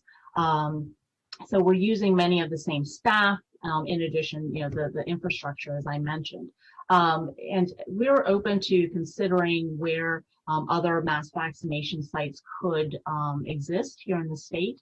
I think that what we're trying to do is establish multiple layers of vaccination access points. And so mass vaccination, or these large community vaccination sites, are one aspect of it. But as we've alluded to, the issues of equity and access, we know that smaller community sites, as well as very targeted mobile-based community vaccinations and other layers to really, provide access to individuals where they are. And I think Dr. Gales alluded to this, and I agree with him. I mean, that's really what our goal is. And so, again, the governor is, looking at equity from a geographic standpoint, as well as from racial, ethnic, and other vulnerable populations. And so trying to establish these different layers and different access points is our goal.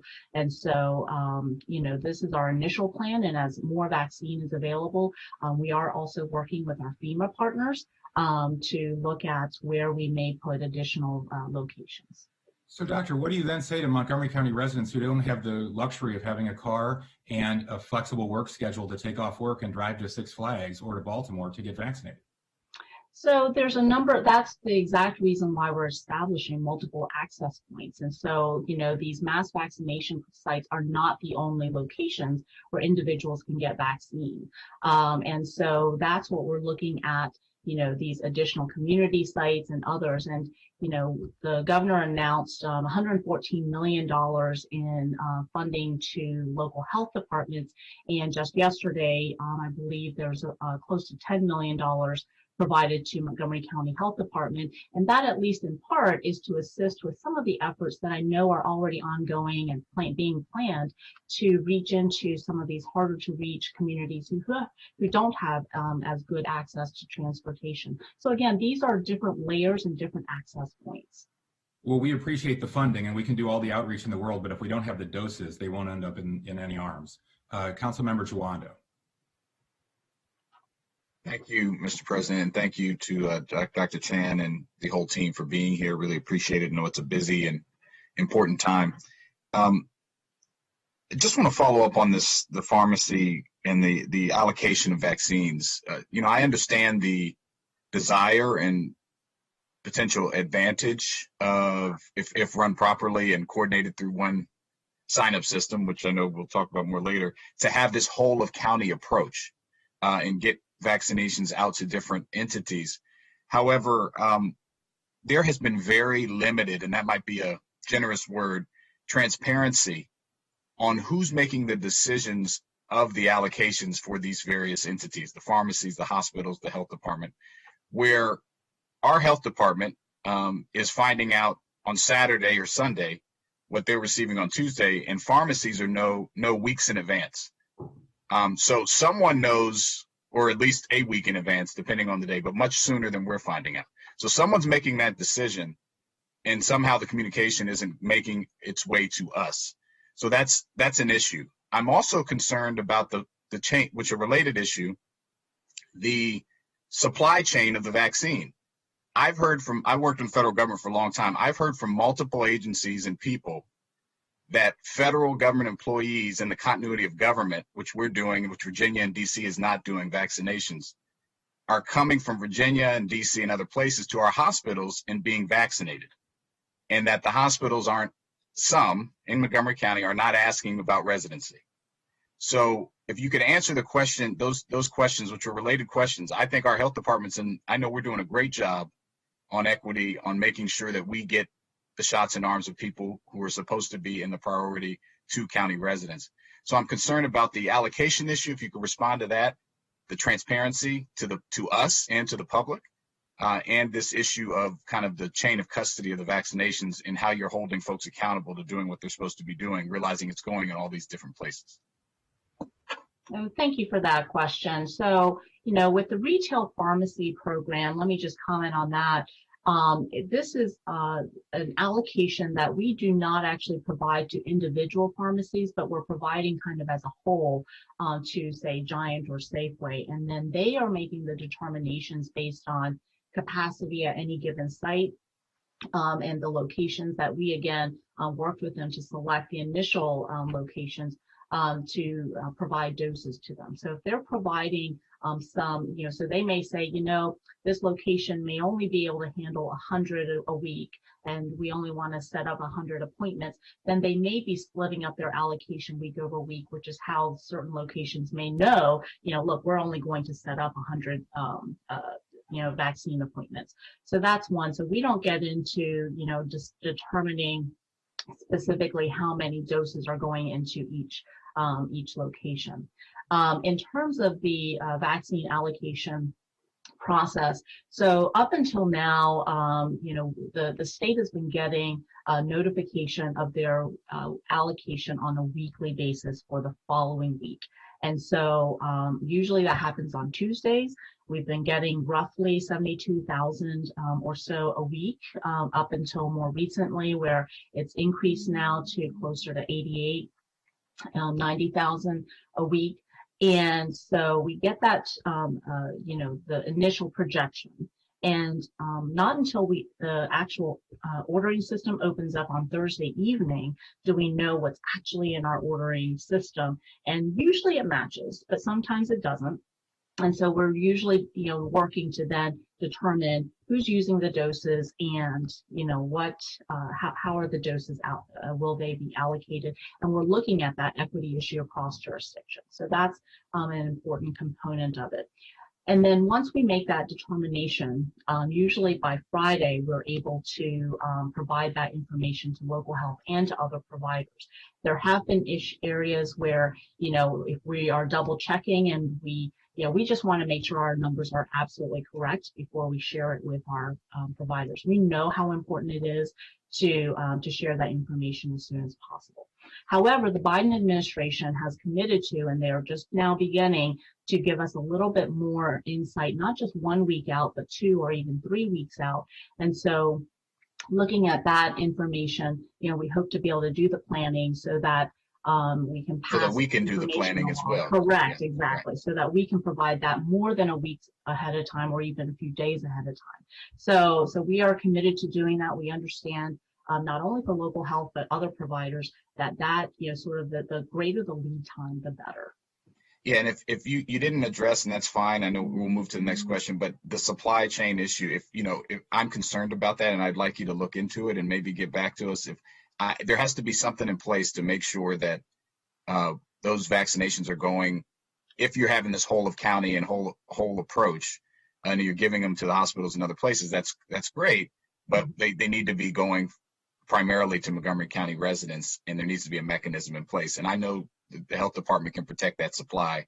I'm concerned about the mechanisms in place. We'll certainly have that discussion with hospitals. I will say that our federal partners have indicated that, these vaccines are a federal, resource. And so that they have discouraged and said that we cannot restrict residency and can't restrict people from out of state to coming in and receiving vaccination here.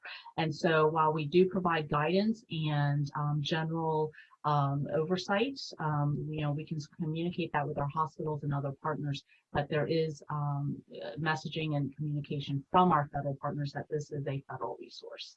All right. Thank you. Thank you very much. Thank you, Councilmember. Councilmember Novato. Thank you, Mr. President, and thank you, Dr. Chan, and all our guests for being here to answer these important questions. I wanted to talk a little bit about some of the logistics that address the issues of equity. As everybody knows, Montgomery County is a jurisdiction that is majority people of color, and we also have a lot of issues around poverty as well. And so specifically, how is the state's GOVAX program coordinating with our local health departments and municipal governments?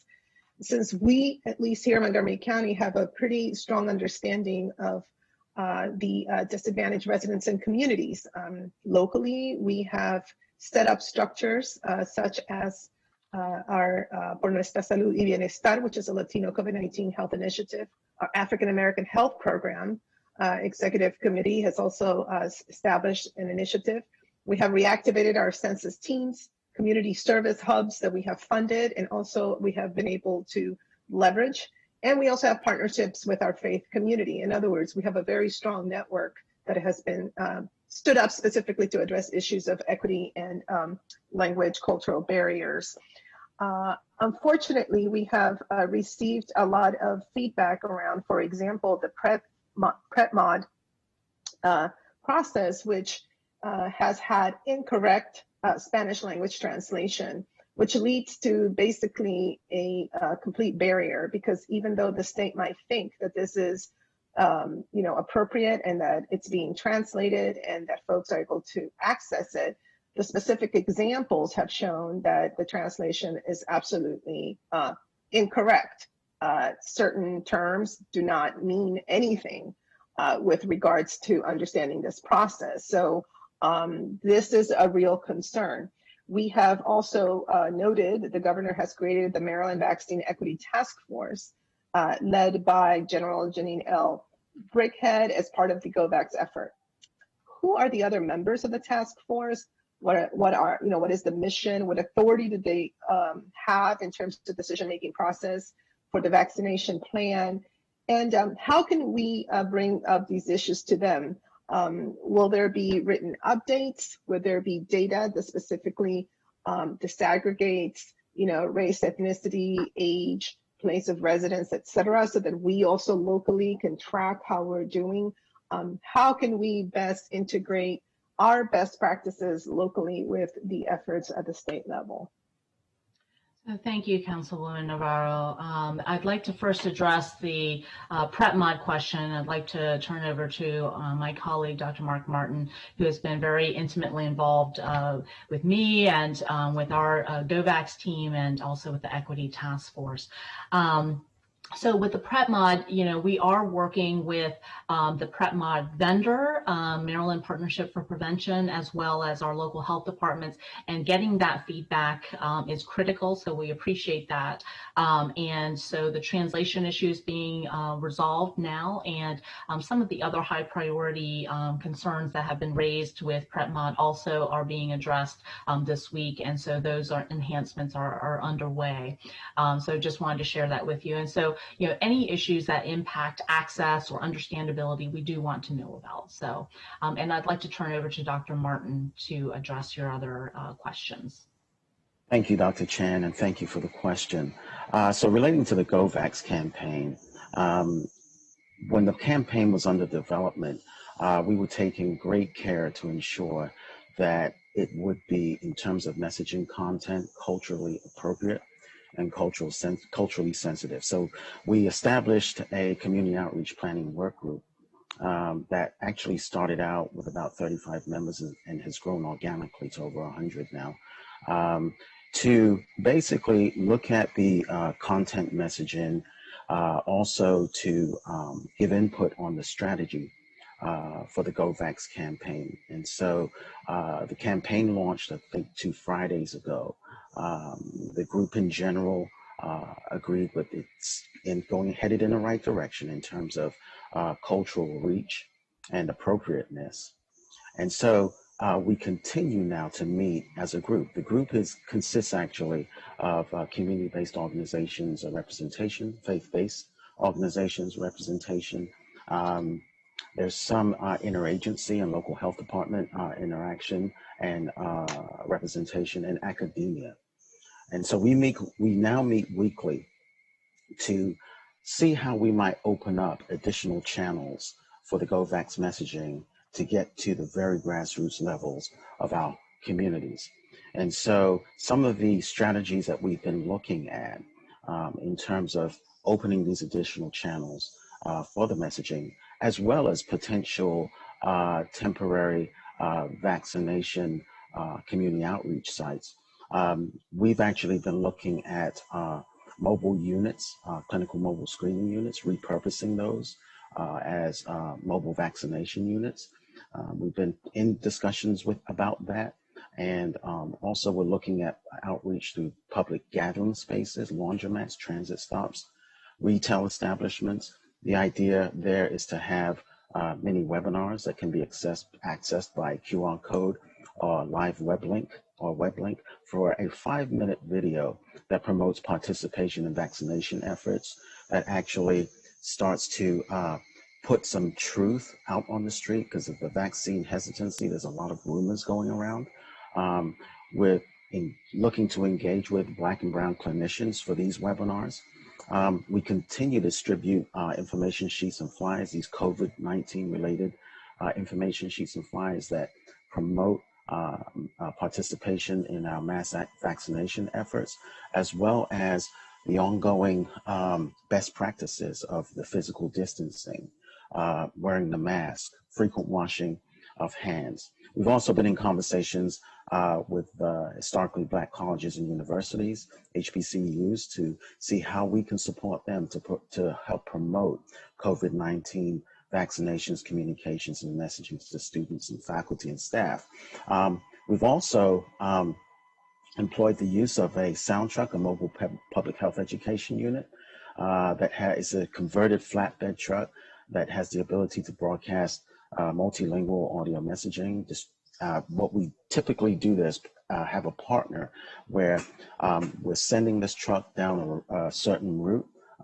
We get feedback from the community of the best places to go with the truck. And we typically partner with some organization in terms of volunteer support so that we can distribute free masks and also information sheets. We actually ran the truck back in October in zip code 21224, where we gave out an average of 3,000 free masks as well as about 3,000 information sheets. So we continue to work through these strategies and develop them. The Equity Task Force is now being established, and we continue to work with Brigadier General Burkhead.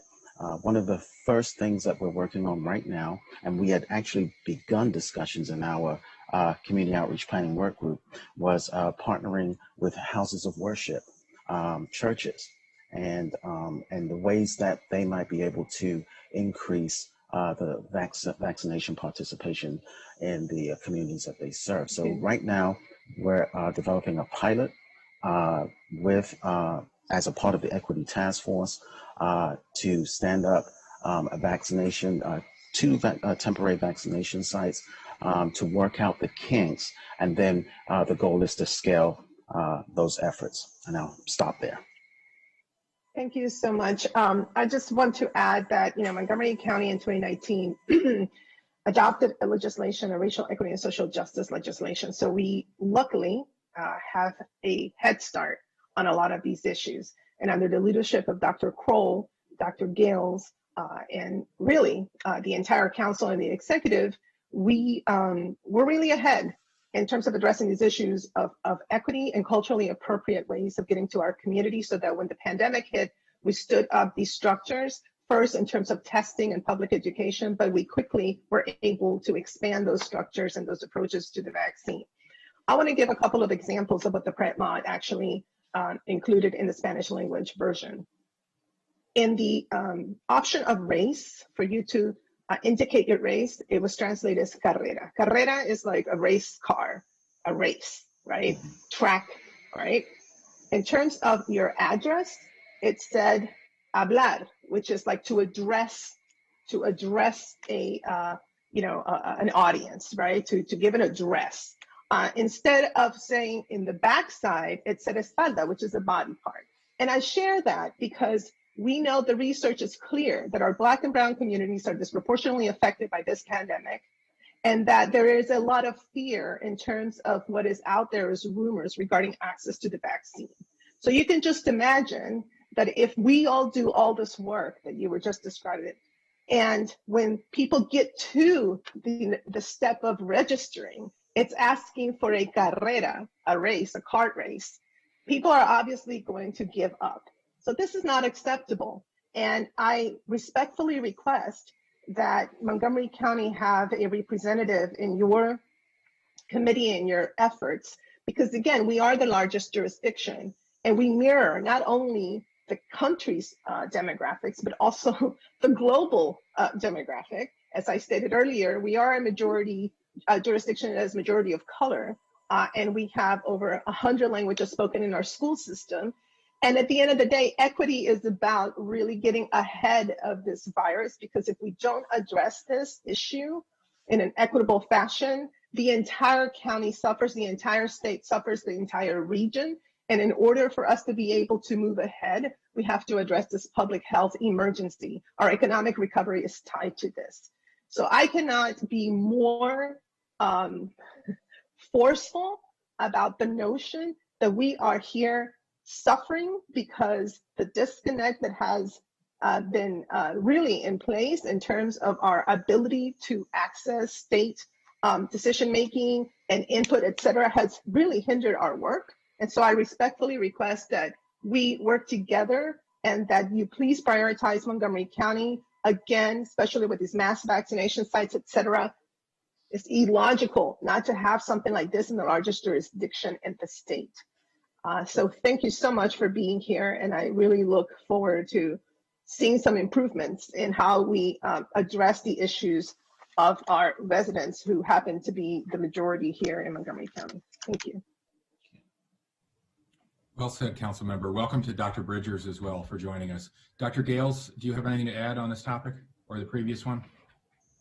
Sure. I do have a couple of comments. I know we have limited time with the state, so I'll keep this brief as we'll have, rebuttal commentary later on. But I do want to emphasize a couple of things. The reason for the folks at home, the reason why we are talking about health departments receiving doses is because as of early this week, the health departments have administered a higher percentage of doses than any of the other venues, including retail pharmacies, the federal pharmacy partnership with nursing homes, and the retail transfer program. We've collectively administered nearly 80% of the doses received. And again, we as a county up until this week have been over 99%. So that's why we're talking about that. And we know that we have a unique opportunity to know the needs of our residents closely, to be able to think about partnering with community partners and identifying spaces within the community to increase outreach to groups who need the vaccines the most. Now, I would like to make a comment related to the presence of the mass vac sites that the Councilmember Navarro just referenced. Is we have multiple venues in Montgomery County that would be viable sites. And so I know we've had private conversations, but I want to publicly go on the record and say we have multiple sites here in Montgomery County that could be stood up for mass vac sites, including our fairgrounds and numerous other venues. So to the folks at MDH, we've got sites. Let's have a conversation about it, because it is incredibly challenging to expect our residents to go to another jurisdiction and assume that, well, they have access there. That is their access point. The other thing that I would actually like to throw out there is if the expectation is that residents of Montgomery County are to utilize the Prince George's site or other places, is there an opportunity to commit or prioritize a certain percentage of those appointments for our residents? If that is to be the primary site, is there an opportunity to say X percentage of those visits would go to those from Montgomery County? I know that has similarly been done with Prince George's related to their site at Six Flags, and I'm not sure if that same policy has been done in the other sites that are available. And the last thing that I would just emphasize is the notion and the need for equity and access and transparency. Councilmember Jawando's question about transparency has continued to be a concern of the health officers that we've raised with MDH on numerous occasions. related to how and when the decisions are made and when we find out that information. When we've had conversations with our retail pharmacies and other venues, they have let us know that they are well aware of their doses for weeks to come. And we still remain hamstrung by that challenge in terms of rolling out. So I say these not to be confrontational, but again, for the folks at home to understand, and those are the people that I'm responsible for, is here are the realities of what's happening on the ground, and here are the complicating factors that make it more difficult to roll things out in a seamless manner that meets the needs that you all have and leads to the frustration that you all have in the system not working for you. Thank you. Dr. Kroll, did you want to get in? Okay. Thank you, Council President Hucker. And just an observation about the process that the residents are experiencing right now. The state system is at present a first come, first served basis. And one of the things we know from all of our early efforts to try to get people pre-registered into the system is that is biased to a group of folks who have technology access and who have the time and or family members who can sign them up. And when we looked at our pre-registration process and when we look at the vaccination process that's taken place across the state, what we see is a clear bias around that, around affluence and around race. So that we have primarily a majority of white residents who are signing up. And communities of color are left out because they don't have the technology, because of the language issues that Councilmember Navarro has mentioned, and because they are the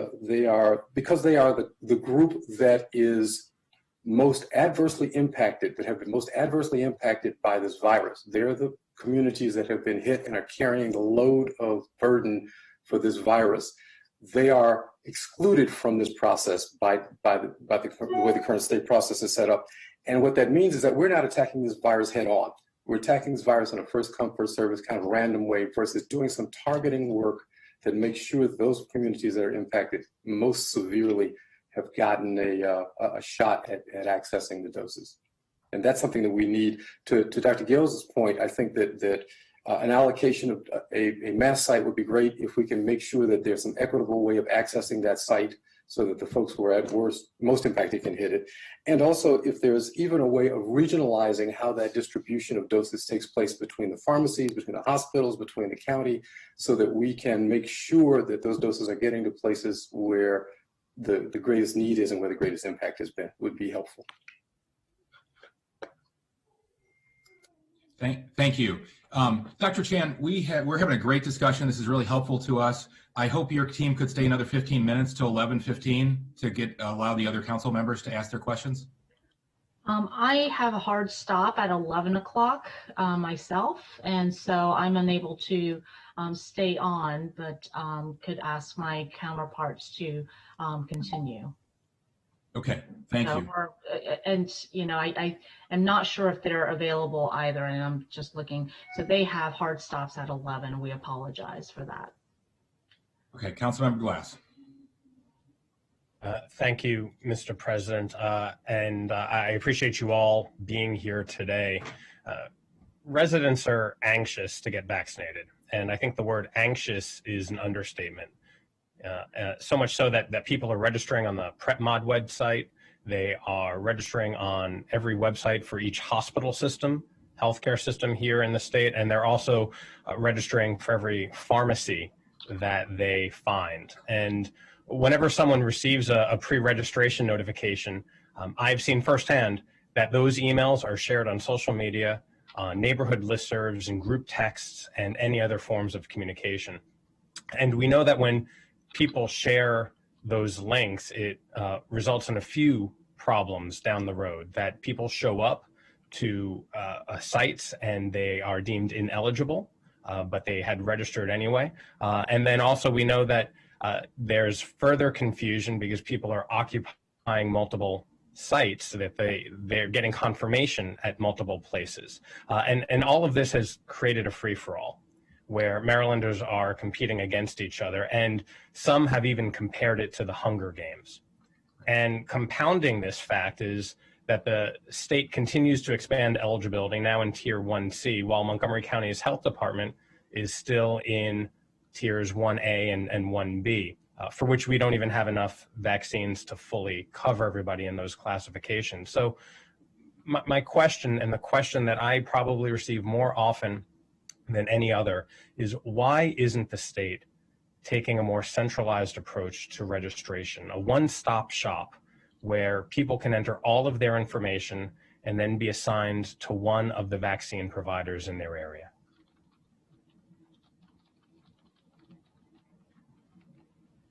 So, Dr. Chan, I'm happy to take this question, and thank you for that. I think first and foremost, we recognize that there's frustration getting an appointment because of our limited supply of vaccine.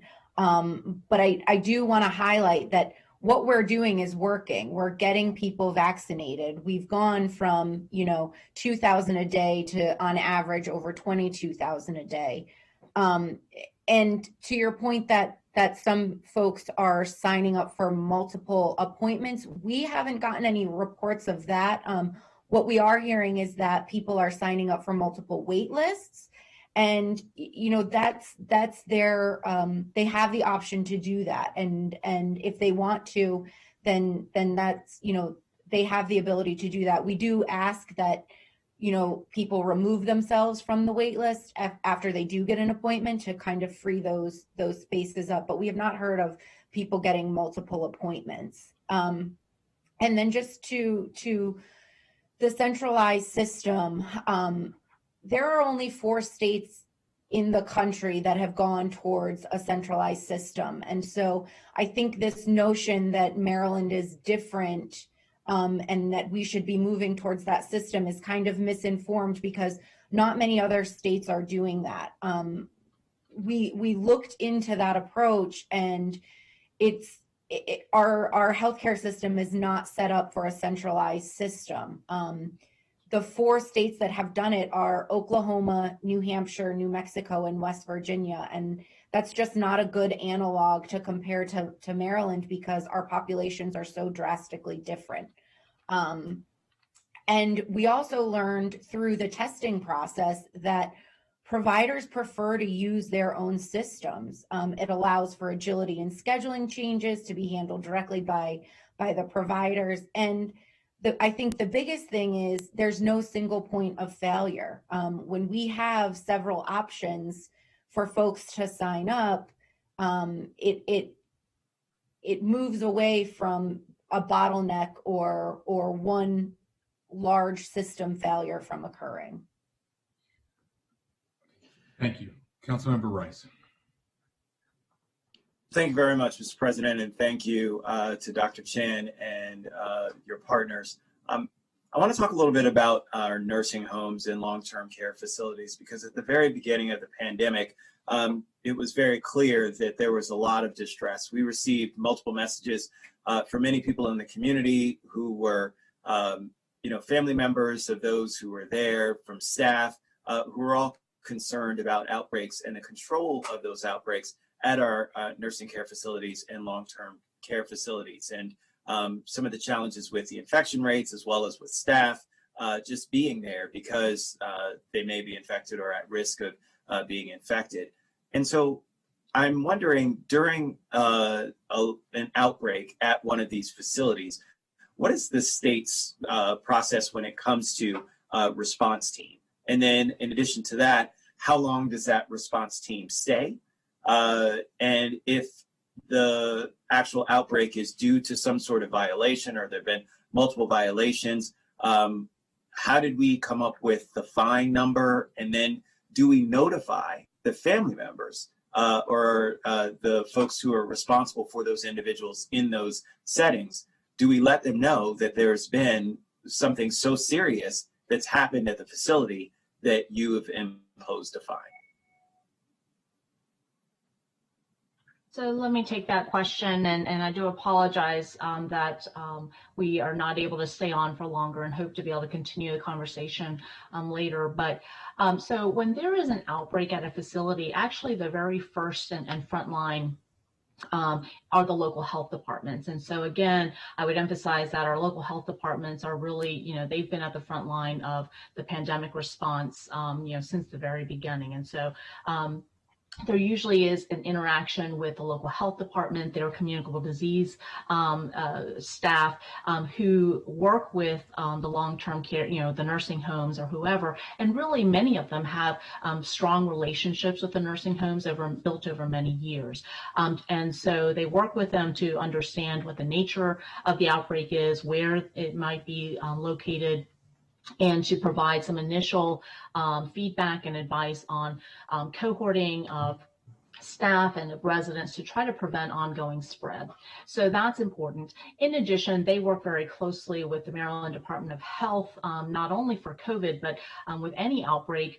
We have our own outbreak team that oversees and provides guidance to all local health department communicable disease teams, whether the outbreak is in a nursing home or in another location, but certainly in nursing homes we know has been the biggest impact when we've looked at and seen the COVID-19 pandemic. And so our team as well at the health department, the state health department, have infection control nurses and experts who also work with not only the local health, but even directly with each of the nursing homes during outbreak settings, particularly those that the local health are asking questions about or, feel collectively with the nursing home administrator that they need more assistance. So that has been ongoing since the very beginning. In addition, the state, of course, had stood up teams working with the National Guard, as well as federal health and human services teams that deployed out in the spring to do testing and assessments. And more recently, in the early part of the fall, we stood up our technical assistance teams or congregate living teams that has evolved over time to provide additional technical assistance to oversee and help to monitor and really try to be a partner with our nursing homes to look at PPE supplies, look at advise on infection control practices and such, not only in outbreak settings, but also really to try to prevent outbreaks from happening. And so that's important as well, so that we have outbreak response, but also prevention of outbreaks. And they have been using a list to ensure infection control, PPE supplies, adequacy, and other things.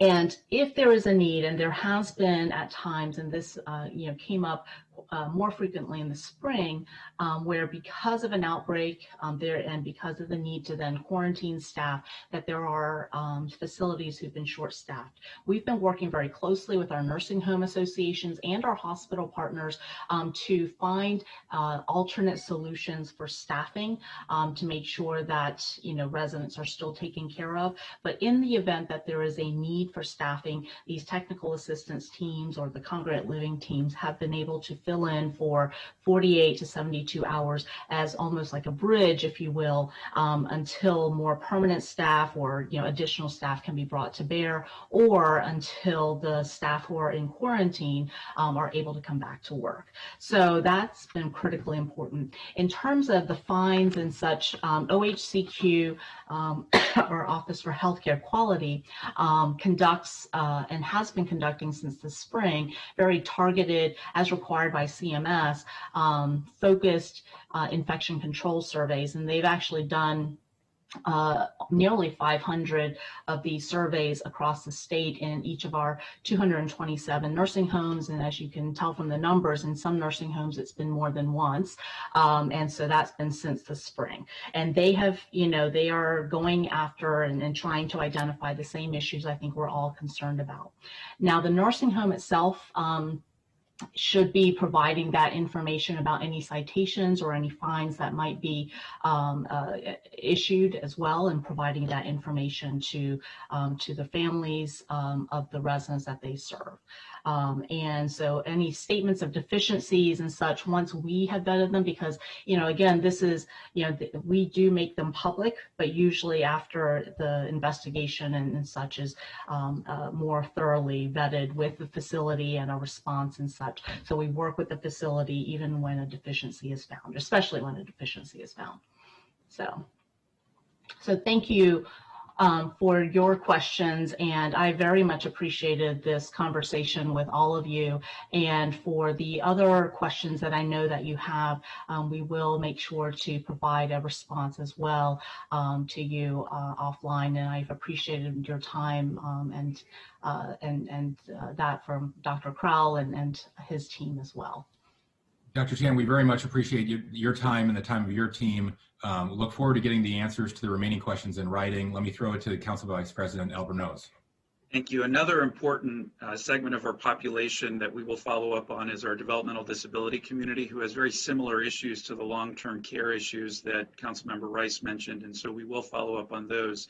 And just to wrap up, we, as we said at the beginning, are on the same team. I know that we are working collaboratively to address the complex needs of our residents, but we do have several formal asks. One is that please, you strongly consider that the next round of mass vaccination sites be located in the largest jurisdiction in the region, that we do look at how we can better consolidate some of the registration systems, because I'll note, Ms. Scheck, in your list, West Virginia leads the country right now in its dissemination of vaccinations. And so I think there's an opportunity for us to take some of the lessons learned and consolidate, which I think will lead to more equitable distribution moving forward. But we hope that this is not a one-all be-all, because this is immensely helpful for both our residents and all of us to ensure that our residents understand the collaboration that exists. So we welcome you to come back at a future date. And I also finally want to put one last plug into Councilmember Navarro's point about ensuring that we have more Montgomery County residents as part of the groups that Dr. Martin mentioned and others, because we know we can be helpful. We have resources here in a variety of ways that we would like to share. So thank you all so much for coming today. Thank you. Thank you, President Hooker, Vice President, Vice Chair Albornoz, and it's been my pleasure and our team's pleasure to be here. So mucho gusto y que tengan un buen día. Thank you so much. Hope to see you again soon. Take care. Thank you. Thanks to all our guests. Now we'll have a public hearing on Executive Order 1921 AM, COVID-19 Local Order, amending and restating order dated December 15th, 2020. Action is scheduled immediately following this hearing. Each individual will have 2 minutes to speak. Individuals will be alerted as they approach their 2 minutes and may be disconnected, and there may be technical glitches that need to be addressed by our staff. So thanks for your patience. Ms. Kennedy, could you introduce the speakers for this public hearing, please? Yes, our first speaker for this public hearing is Scott Weber. Mr. Weber, you may unmute yourself and begin your video. You have 2 minutes.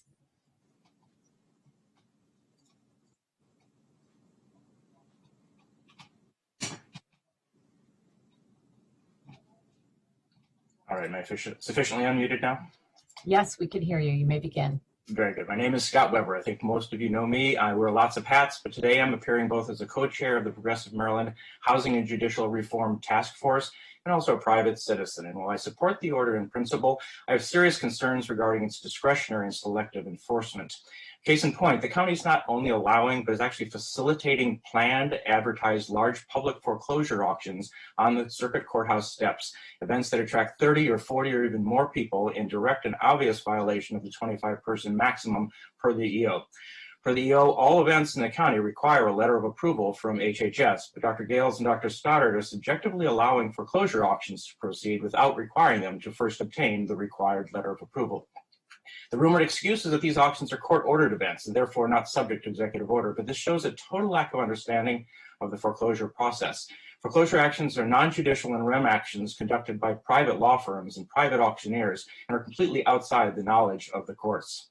Illegal large gatherings during a declared state of emergency should not be allowed under any circumstance, but never based on who one knows, how much they've paid to a political campaign, or other unknown aspect. I have no idea the basis of the reasoning, but what is irrefutable is that the county sheriff's office knows about these continuing illegal large group foreclosure auctions, but is turning a blind eye to the multiple violations and even facilitating the flagrant disregard for the active county and state executive orders. Likewise, the MCPD also knows and is doing nothing. Dr. Gales has been contacted directly multiple times and has done nothing. Likewise for Dr. Stoddard. The same for multiple county council members. County Executive Elrich has been contacted directly multiple dozens of times, but has been equally as complicit in allowing what he knows to be flagrant and ongoing violations of his own executive orders. This EO is a farce and not worth the digital paper it's printed on, if it's not going to be enforced as is written, which I strongly support. So I respectfully ask that this EO be amended to include only the provisions that you actually intend to enforce, lest you make a mockery of the entire act and seriously degrade the respect and integrity and trust that you want of this county government. Thank you. Thank you very much. Our next speaker will be Allison Oba. Allison, you may unmute and begin your video and begin your testimony.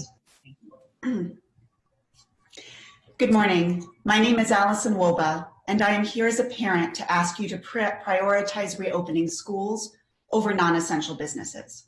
Now, I know the council does not control when our schools reopen, but the council's decisions about reopening our economy have a significant impact on how much interaction people have outside their households. And those interactions are the key factor driving how much the virus spreads, and thus whether or not it is safe enough for schools to reopen. I know keeping businesses closed has consequences, but as my family has seen, keeping our schools closed also has grave consequences. Despite our educators' efforts, virtual education is failing our children. Rates of academic failure are now 6 times higher for some groups in the county. And the problem isn't just academic. Our children, my children, are struggling with isolation and depression. Mental health issues are growing. Student suicides have spiked. We need to start putting our kids first.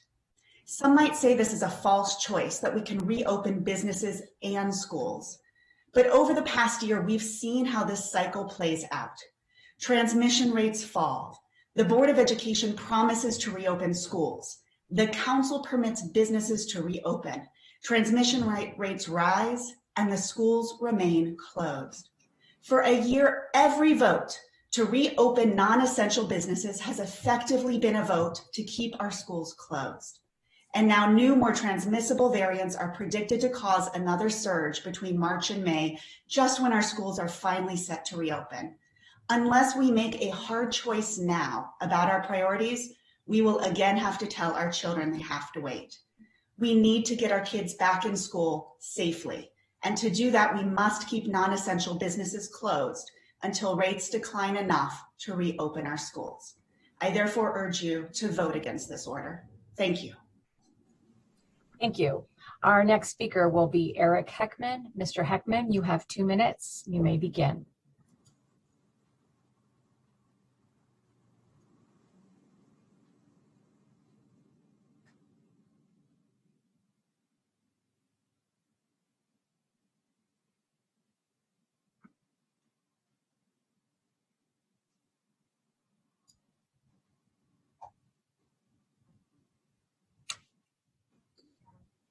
Can you hear us, Mr. Heckman? You're muted.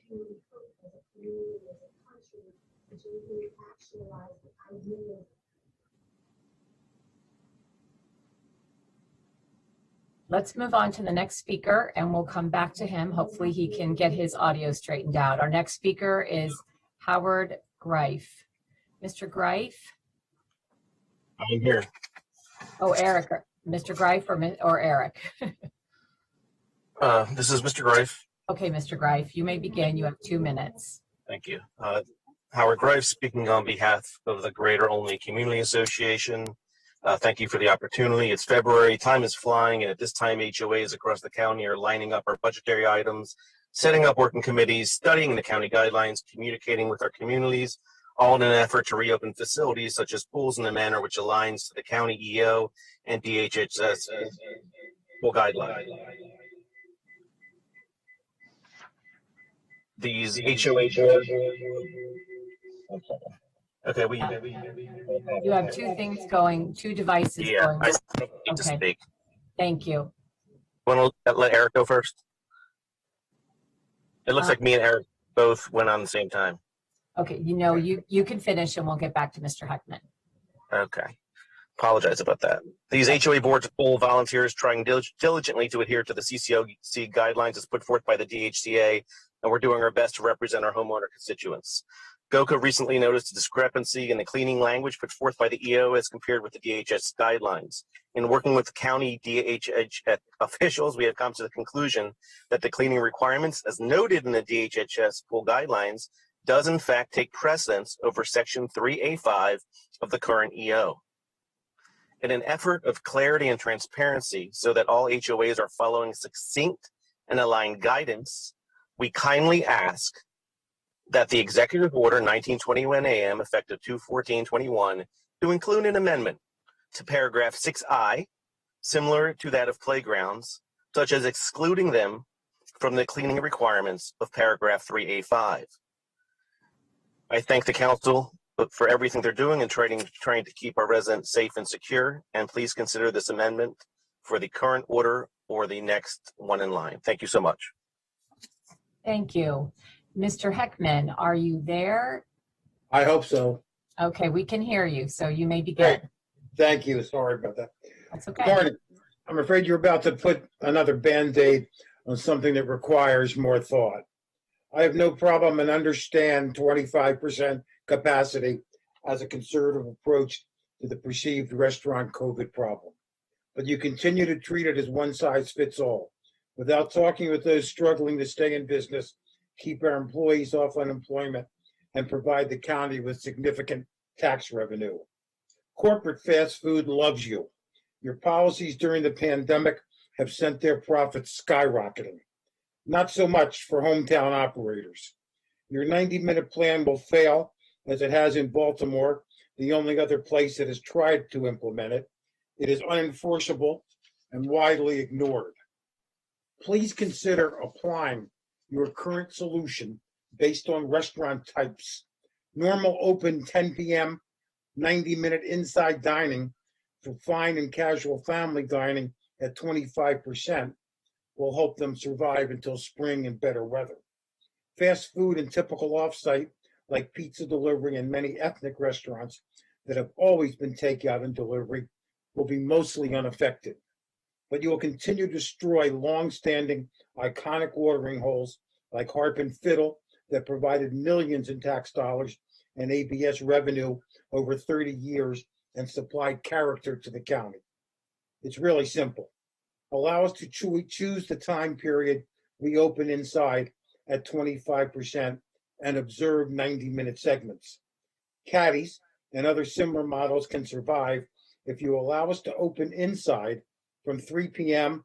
until 1 a.m. with alcohol, a crucial 8 hours for the well-being of our future and our employees.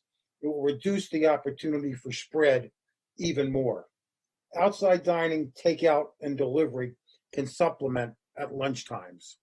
The strategy will end the customer flight and county dollars to DC, Howard County, Frederick, Northern Virginia, and most important, reduce house parties, which are huge spreaders and promote underage drinking.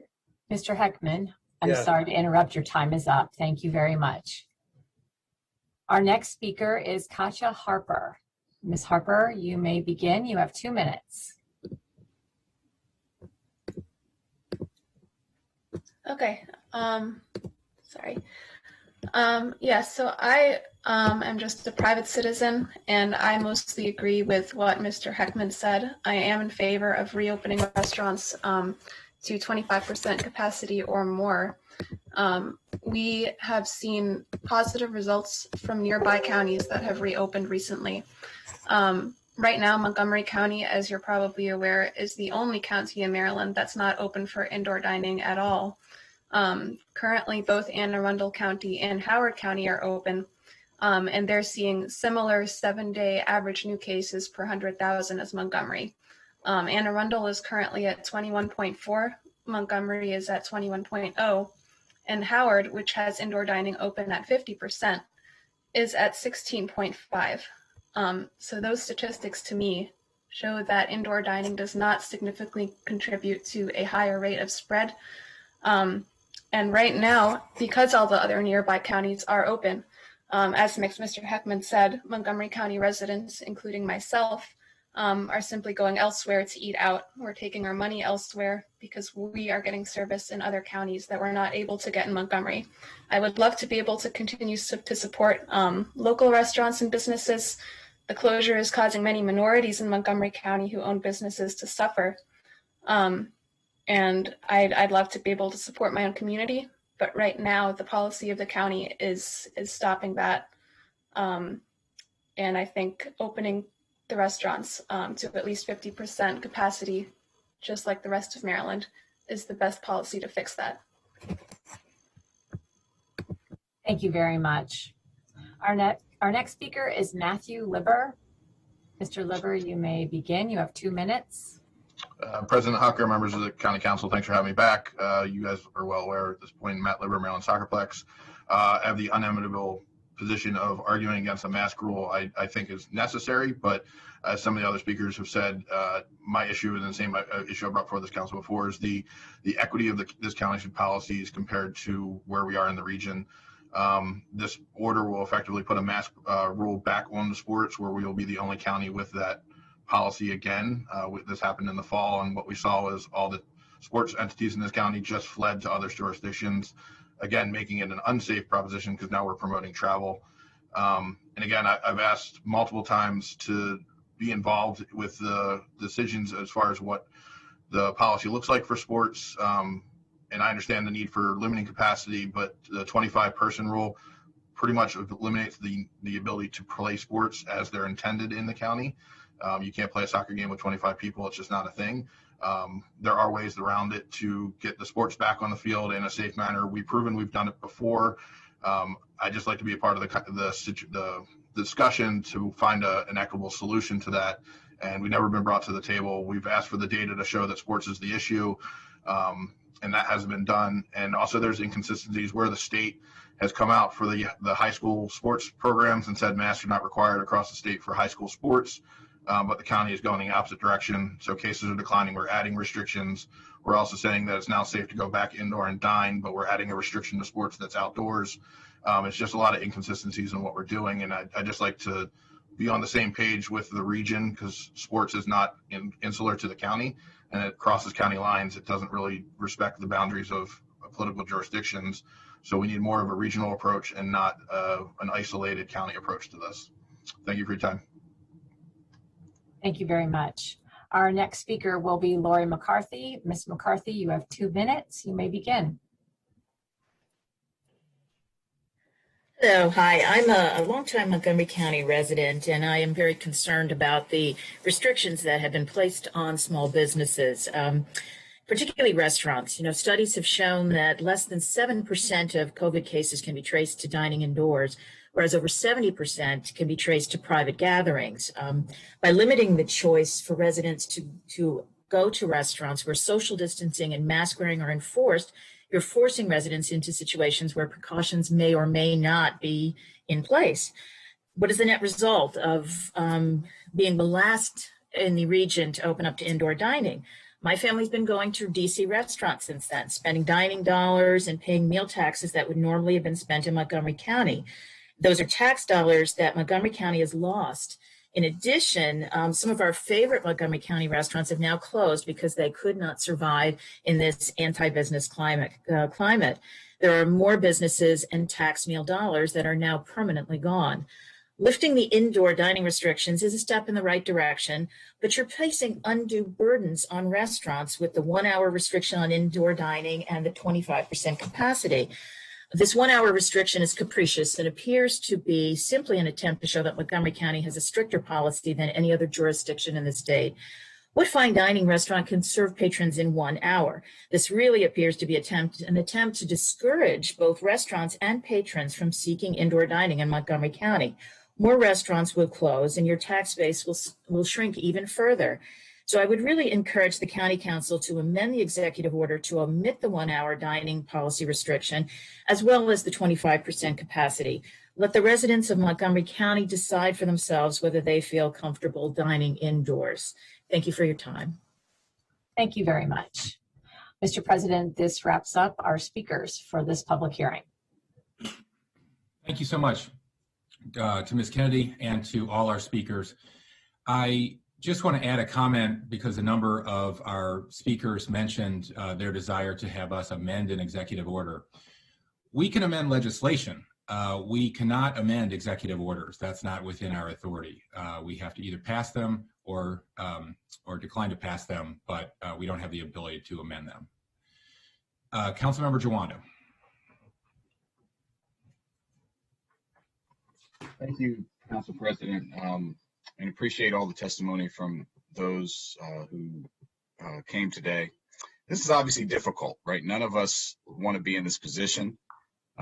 We just had a very long conversation with our state officials about the challenges of our vaccination ramp-up process and everything we're facing to try to keep our residents safe. I cannot support this executive order. I've spoken with many public health officials, including our own, who have said that this is not a safe activity. And the CDC has said that. There are numerous studies that have pointed that out. The fact that there are more unsafe activities like gatherings, I mean, it shouldn't be, that's not our decision. We've taken action in limited public gatherings. If people don't go in line with that, that's a problem, and we'll have to, but in public places, we know that this is not a safe activity. The idea that we would, I said last week, I felt like we were in the twilight zone. The idea that we would be doing an executive order to encourage people to go out on Valentine's Day, a holiday where you're going to have a lot of people out. It flies in the face of public health guidance. And as a lawyer as well, there's no data around these numbers. People are concerned about the court case, 25%. There's nothing to say that is more or less safe. 60 minutes and 90 minutes, nothing to say that's more or less safe. And we should have it closed. Our priority should be our schools. And I think one of our speakers spoke to this. Then we can revisit once we get schools open and the numbers continue to fall. Dr. Fauci, many others have said these variants are serious. We could have our worst times ahead, not our least. I hope that doesn't happen. We know that some of the vaccines aren't as effective against the British variant. But the idea that we've made some progress, which is we're still at the highest levels that we were in the first peak. Just want to give people context. We're not down where we need to be. I think that means we should keep on going in the direction we're going. I realize neighboring jurisdictions have opened up, but we need to do what we can do in our scope of authority. And that is support takeout, support people at restaurants through delivery and the like. And I do that quite often. I know many of us do. But we can't tell and send the signal to residents and do an activity that we know our public health officials say is unsafe, that we wouldn't do ourselves, and say, let's open up on a major holiday so that restaurants can get the business. I know they're hurting hard. We've given a lot of money, tens of millions of dollars, just had money for more restaurants. We need more federal, state, and local money for our businesses, including restaurants. And I will be a vigorous supporter of that at every level. But we have to get our schools open. We have to keep community spread down. And we just can't do it. I want to read, as I close, I want to read something that a Montgomery County restaurant manager sent me. His name is Brian Mooney, and he said I could share this. He said, I would like the council to take this into consideration. I manage a restaurant in Montgomery County, and we would love to open, but when it's safe. I've heard the CE and doctors say that indoor dining is not a safe activity. Then why should we open? Especially when Valentine's Day weekend is next weekend. If we open up for that, we're welcoming a lot of people to come and create a super spreader weekend. Please wait until our numbers have gone down and we have more data, and have patience. Also, please consider that restaurants need adequate time to prep food and plan for opening, and we can't just open on the snap of a finger. So that speaks to the idea of giving advance notice, which is good. So please don't approve this order yet. He says, I'd rather wait and skip the holiday and keep my staff, family, customers, and friends safe. I would urge my colleagues to consider that I know these are difficult decisions, but I can't support this in light of this information. Thank you, Mr. President. Thank you, council member. And I apologize. I should say the public hearing is now closed. And before other colleagues I know want to talk about the executive order, can I get a motion to approve the executive order so we can discuss it further? Councilmember Katz moves. Is there a second? Second. Councilmember Glass seconds? Yes, couldn't hear you, sorry. Okay, we have a motion and a second to move the Board of Health Regulation to adopt an Executive Order 1921 AM, local order amending and restating order dated December 15, 2020 as the County Council. We are now sitting as the County Council. Council Member Albornoz, Council Vice President Albornoz. Okay, thank you, Mr. President. I'll just note procedurally to remind our community and public, as the Board of Health, the county executive has the authority to issue an executive order. As the Board of Health, we can ratify that order to ensure that it is carried out across the entire county, including our municipalities. And that's obviously what's before us today, is determining whether or not this particular order will be carried out across the entire county, as opposed to, as the executive order states, just the parts of the county that are non-municipalities. And when the order was initially proposed, it called for an opening today, which I certainly had reservations about, particularly since I don't feel like we have been far enough removed from our holidays in which we did have a peak. And so I think the additional 5 days of data and evaluation and assessment are significant. I am very sensitive to and totally appreciate and understand that our number one priority is opening our schools. Share that unequivocally. Where I came down on this specific order before us is mainly just the efficacy of our order, because all the other jurisdictions have opened, is significantly watered down. And I'm concerned that people have been, will continue to travel to other parts of our region to participate and go to restaurants that we have no control over their compliance, none at all. And so I am concerned that it waters down our executive order to a point where it doesn't render it entirely moot, but it waters it down enough for me to be very concerned. And so I am going to support this particular public health order for primarily that reason. And I agree with some of the comments before that we must do more to work as a region. We have certainly been working as a region.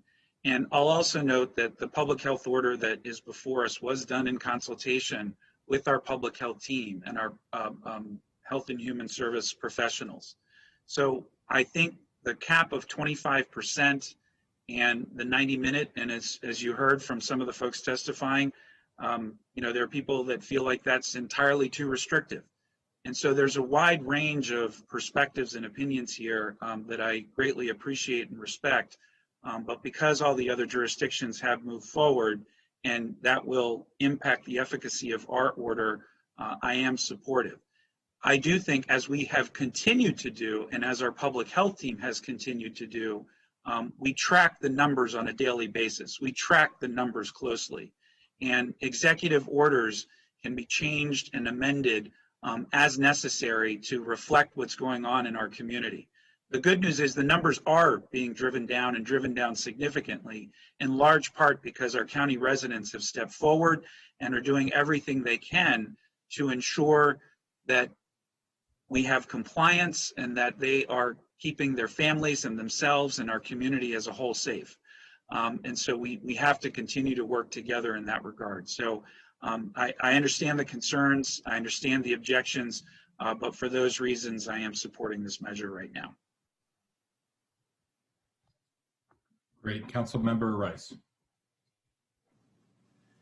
So this is really tough. Many people know that I have a hospitality background, worked for a number of hospitality companies for a long amount of time before coming to elected office.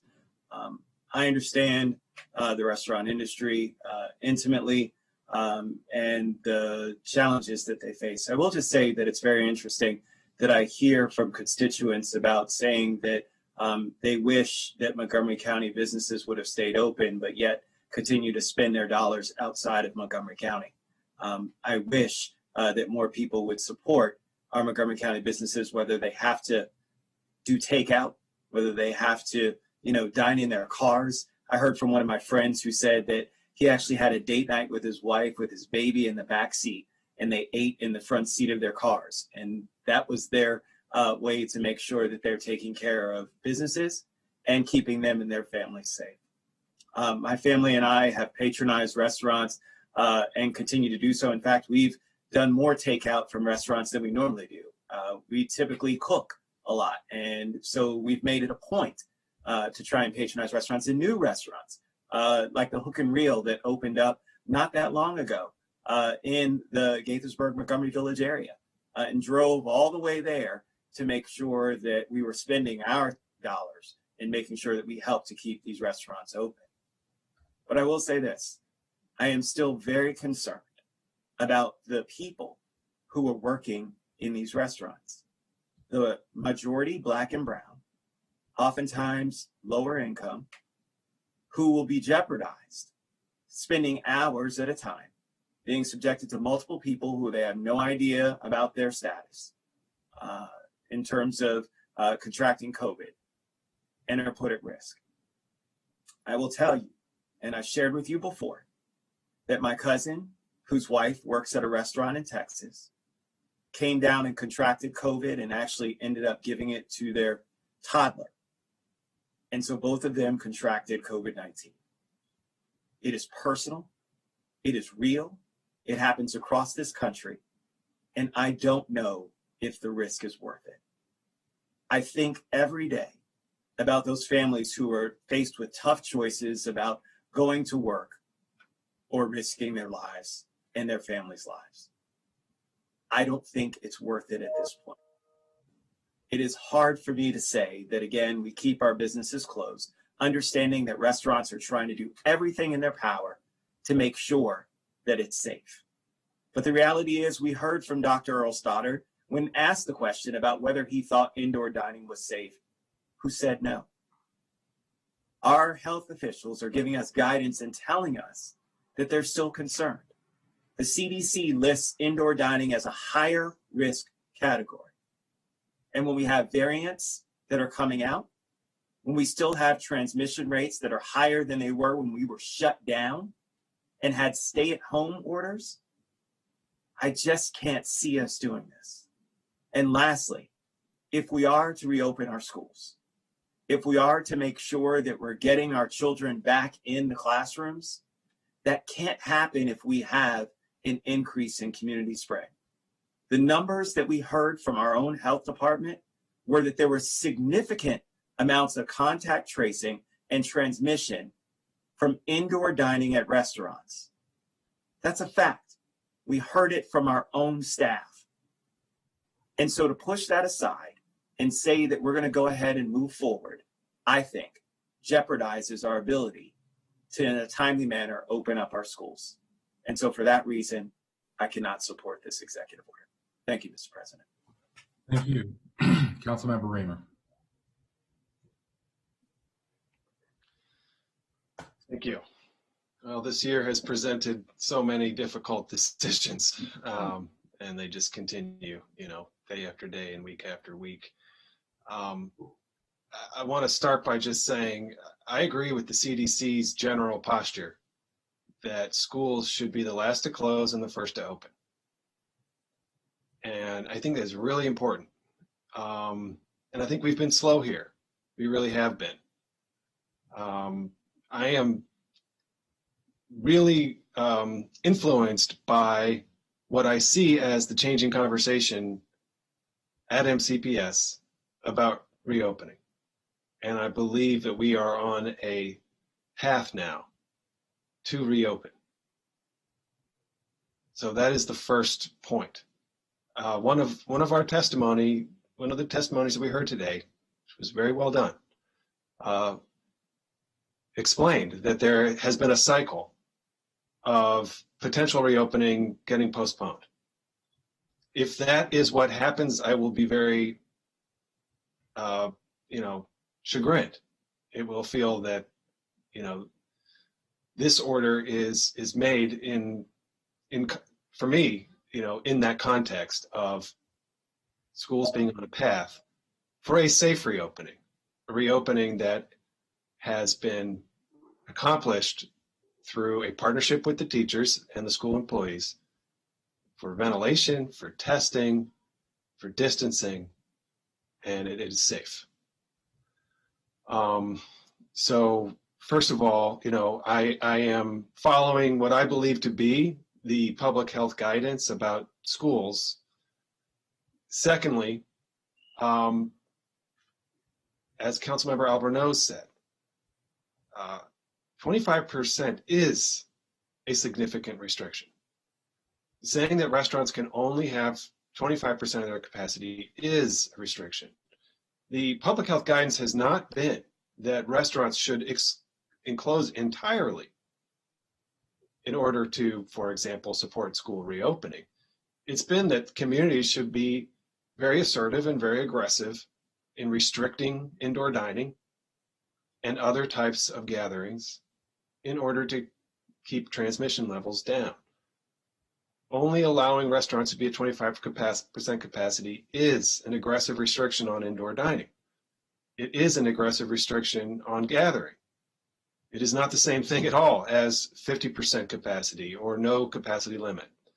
In fact, I'll remember when Johns Hopkins University was guiding the state, there was a presentation that was shared about responding to the coming potential catastrophic rise of cases and hospitalization with the winter surge, the fall winter surge, and again recommending 25% or perhaps 20% capacity as one of the crucial tools to prevent the catastrophic outcomes. We have prevented catastrophic outcomes. Our hospitals are not overloaded. That's an important data point. There are other communities out there that have not been as successful as we have in keeping people out of hospitals, and that has been one of our bright spots. So I view the complete closure of indoor dining as an extreme measure for extreme levels of transmission. And that's why I strongly supported it over the holidays, because we knew that that was a time of heightened gathering and it was going to be a time of heightened transmission. However, we have multiple obligations. We cannot only do the things that will most limit transmission. If that was our posture, we would enforce a stay-at-home order. A stay-at-home order will limit transmission more than what we are doing now.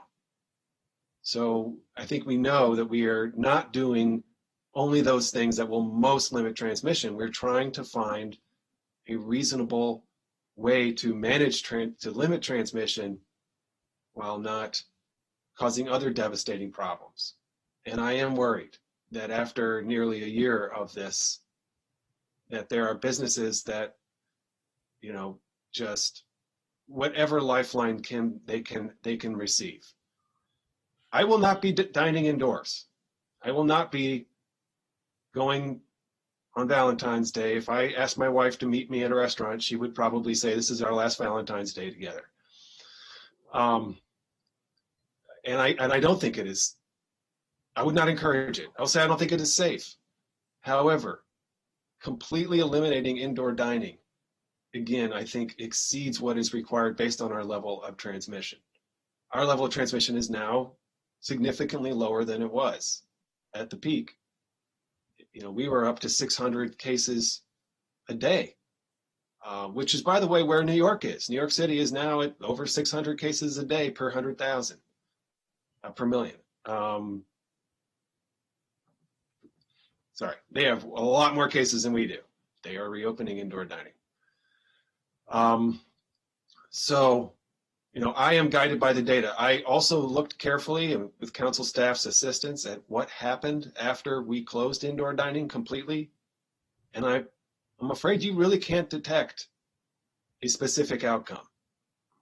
Other jurisdictions in the region that did not impose the same requirements as we did don't show a difference in their cases. And I was hopeful that we would see a significant, or at least a measurable outcome that we could be confident had resulted from closing indoor dining.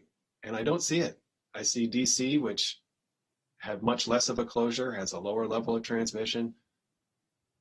It's hard to draw any real conclusion from what the consequence of closing it entirely was. So again, I favor a strong restriction. I do want to correct a point was made. The vaccinations are effective against the new variants. There was only one vaccine that is determined, and it is not one that is currently in use or, expected. That's the AstraZeneca. It is not effective against the South African variant, but the British variant, vaccinations are effective against. And then not only that, but vaccinations have been proven not only to, to be effective against preventing death, but they prevent illness.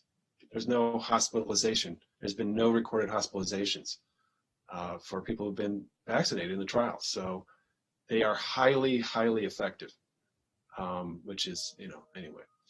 So I think that we are heading in the right direction. I do want to say I am very concerned about the variants causing a rise of cases. If we find ourselves in 3 weeks, in a month, clearly seeing a explosion of cases because of the variants, we're going to have to return to indoor dining being closed. I think right now the trend is we're heading downward. We have to look down the road to see where we think the trend will be.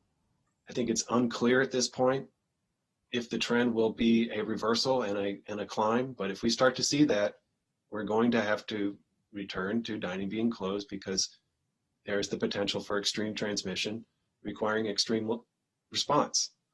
But I think for now, a 25% closure is an aggressive closure, and I think it is warranted, and I'm willing to support it.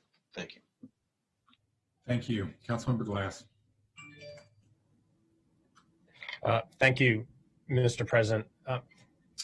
We just had a conversation with the State Health Department about the need for a more centralized state response to vaccines to keep our residents, healthy and safe. And for the last number of months, for the last almost a year, we've talked about the need for a regional approach to our COVID response. And we've been looking to coordinate with our neighbors, recognizing that our own residents can easily hop in a car, hop in a bus or the metro and go to any of the other jurisdictions.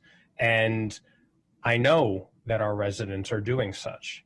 They're going to the district, they're going to Howard, Frederick, Prince George's counties, and they're crossing the river to go into Virginia.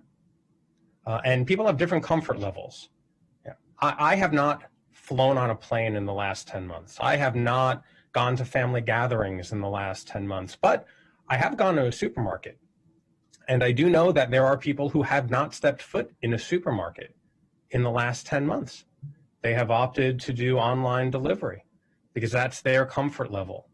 Even though the CDC, says that indoor shopping is not the safest thing, but if you protect yourself and if the metrics are correct, you can do so safely.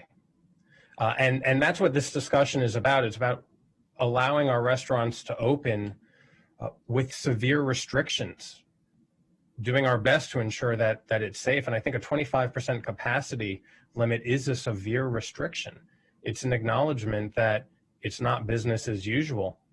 And again, for me, this conversation focuses on the points that we want a regional approach, and we are the outlier in the region. And the simple fact that our constituents are going to other jurisdictions is a red flag because we're not really stopping them from doing anything. And the other component is following the data. And the data is showing us that we can do this. We can do this smartly, which I think is what a 25% capacity limit is. And if the data changes, we will reevaluate this, just as we have been reevaluating every single policy as it relates to COVID over the last 10 months. It's the accordion principle. We open it up, we close it down, we look at the data, and we act accordingly. And so I am in support of this. And if the science and data tells us otherwise, we will reevaluate this, and I will determine whether or not to close the restaurants as I supported months ago because the data warranted it. And so this is not something that every resident is going to participate in. I understand that. I will be ordering takeout for Valentine's Day with my husband. And when we feel comfortable, we'll go back into a restaurant. But for others, some who might be vaccinated right now, they can make that determination at a 25% capacity. Thank you. Thank you. Councilmember Novato. Thank you, Mr. President. This conversation reminds me of the way I've been feeling all throughout this pandemic, which is that I really wish we had a manual because we have all been thrown into a situation where we have to listen to our experts, listen to the science, listen to our health officer, look at the data, look at the trends. And it would be great if we could do that and only look at our current situation, geographically speaking, just Montgomery County. If we were perhaps in a middle of the country, lived in Missouri for 7 years, Boone County, which was, very much itself contained, it would be a different situation.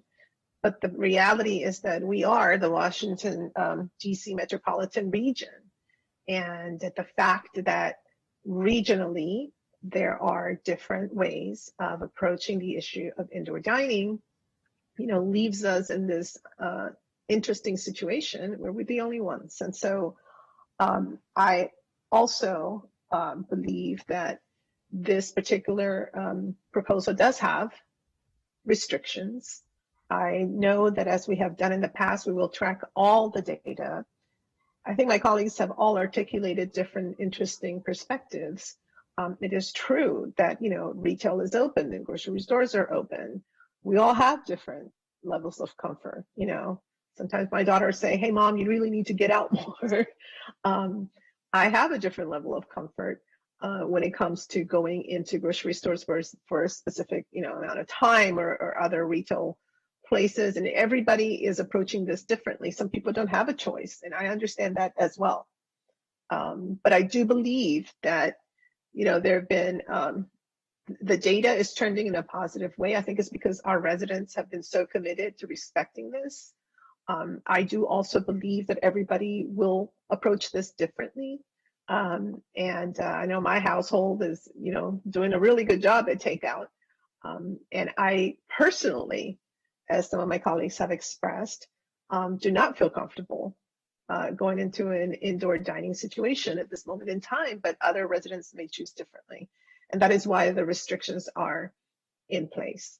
And so once again, very, very mindful of the multiplicity of issues that we have to balance and understand that we will continue to find ourselves in these sort of crossroad moments. But in this particular case, I think it's prudent to open under these particular restrictions, understanding the economic impact and the fact that we are the outliers, and then revisit if we need to.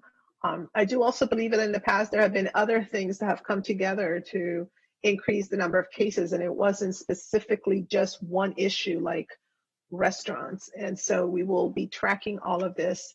And I hope that, residents make informed decisions, and therefore I will be supporting this order. Thank you. Thank you. Councilmember Katz. Thank you very much, Mr. President. I too will be supporting this. This is a continuation of a conversation that is really on a horrible topic. None of us want to be having this conversation. All of us would like to have our schools open and our restaurants and every other business flourishing, and so that we can be in the situation where we want to be. But that's not the reality. And the reality is that this is not an either or. If we said that the only way that our schools could reopen would be to close all the restaurants, that would be one question. That would be a decision that we would think would make easily because we want our schools open. That's not what we're saying. We're saying that we can do both, and we can. And 25%, I don't know that 25%, candidly, is going to save a lot of these restaurants for indoor dining. I mean, people have said over and over today that, look, if somebody wants to go and have a meal inside, that's up to them. I'm not going to do it, and I'm not going to do it. I do a lot of carry out, but I will not sit in a restaurant until it is, in my opinion, is safe to do it. That doesn't mean that everybody shouldn't. We have to look at the reality. The reality is that the restaurant industry is the only business that does not have to wear a mask while you're in there because you can't eat and wear the mask at the same time. I go into a grocery store and I go very early in the morning, and I am there for a very short period of time, and everybody, underline the word everybody, is wearing a mask and is safe. And I've been very, very careful. But I believe that this is not an either or. I believe that people are getting in their cars and going to another jurisdiction. And that means that people that really don't have that transportation ability are not being able to do that, if that's what they want to do. I'm not saying they should want to eat inside a restaurant, but we should allow them that opportunity if they so desire. So bottom line, we are the only jurisdiction that's not doing it. I believe we can do it all. And I think, therefore, I know that I am going to be supportive of this executive order. Thank you very much. Thank you, Councilmember. Councilmember Friedson. Thank you, Mr. President. Appreciate everybody's perspectives here. Just a couple of things to add. Number one, when we initiated this order by approving the county executive's initial proposal to shut down indoor dining, it was when numbers were hitting an alarming rate heading into the holidays, which posed severe public health risks. And the question was asked by colleagues, what happens next? And the answer was, well, what would happen next would be a full shutdown order. But our public health experts in the county told us that it would be hard for a shutdown order to be effective unless it happened in a regional and or statewide context.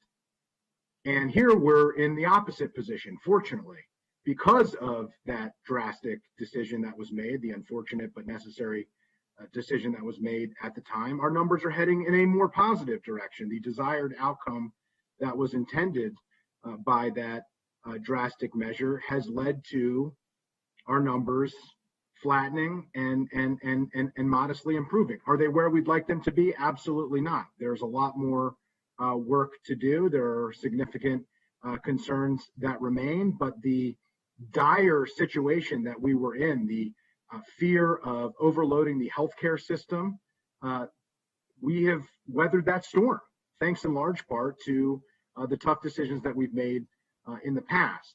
But as others have stated, if the idea that a full shutdown order would, if things had gotten worse, would not have been effective in the absence of a regional or statewide approach, having a significantly different standard here in the absence of a regional or statewide approach really puts us in an unfortunate situation and makes the circumstances unlikely to have the type of desired outcome we would want. And to me, I think that is the most important aspect of this. It has to be true on both sides, both the full shutdown needing a statewide or regional approach and other decisions that we make short of the full shutdown order as well. I also think that the conversation has been a challenge, and as others have shared, I do not think this is a question between whether or not we should open schools. I think we all share the urgency that schools need to be open, and I believe they will and are heading towards opening. And I don't believe the decision we're making today will change that fact. Certainly, our young people need to be, back in school. But the idea that our decisions, the way that we make them, the burden of proof is on us. The standard is on us. I think this conversation at times has changed the fact that we have to prove whether or not it's appropriate to open businesses back up. And it's our job to prove whether or not it's appropriate for us to continue shutting businesses down. And there are public health rationales behind it. But to close a business the way that we have, I mean, that is the single most extreme measure we can take in the interest of public health. And it should only be used in the most severe of circumstances. We were in the most severe of circumstances when this order was taken. Fortunately, we are in an improved situation today, not an ideal situation. That's why we're going from the most extreme circumstances of shutting down indoor dining to severe prohibitions, which is 25% indoor dining, which is a significant limitation to the operations of these businesses. So, I think, it is incumbent upon us to prove why we continue doing what we're doing. I think we're moving in a direction that is appropriate given what the desired outcome was and where we are. Certainly, we're not where we want to be, reflected by the fact that there's still a severe limitation of 25% indoor dining, and we will move forward. We'll see where things go. We'll continue as we are today, taking the advice of our public health experts. This is, this order came from the executive branch. It was presented to us by the public health experts in the executive branch, and we will move forward. And I will just close by saying I continue to be frustrated. The fact that we even have to vote on this, the idea that a legislative branch will be voting on an executive order is both bizarre and I think inappropriate.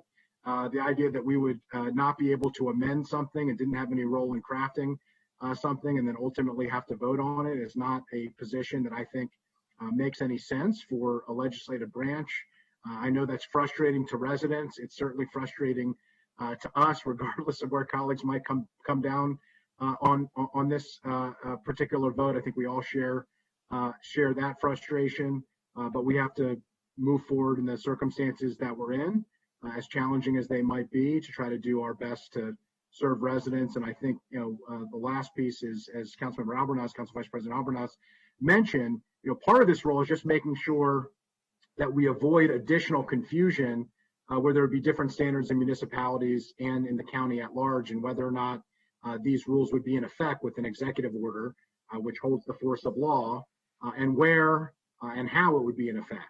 And that is no way for us to move forward. That is no signal for us to be providing our residents. There is already far too much confusion, far too much anxiety, far too much misunderstanding of all the things that are happening related to COVID-19, related to the vaccine. The last thing that we want to do is continue to add to that confusion with not only different standards from regional counterparts, but different standards perhaps even within the county. So for all of those reasons, I will be voting for this executive order with reservations for why we have to vote for executive orders in the first place. Thank you, Mr. President.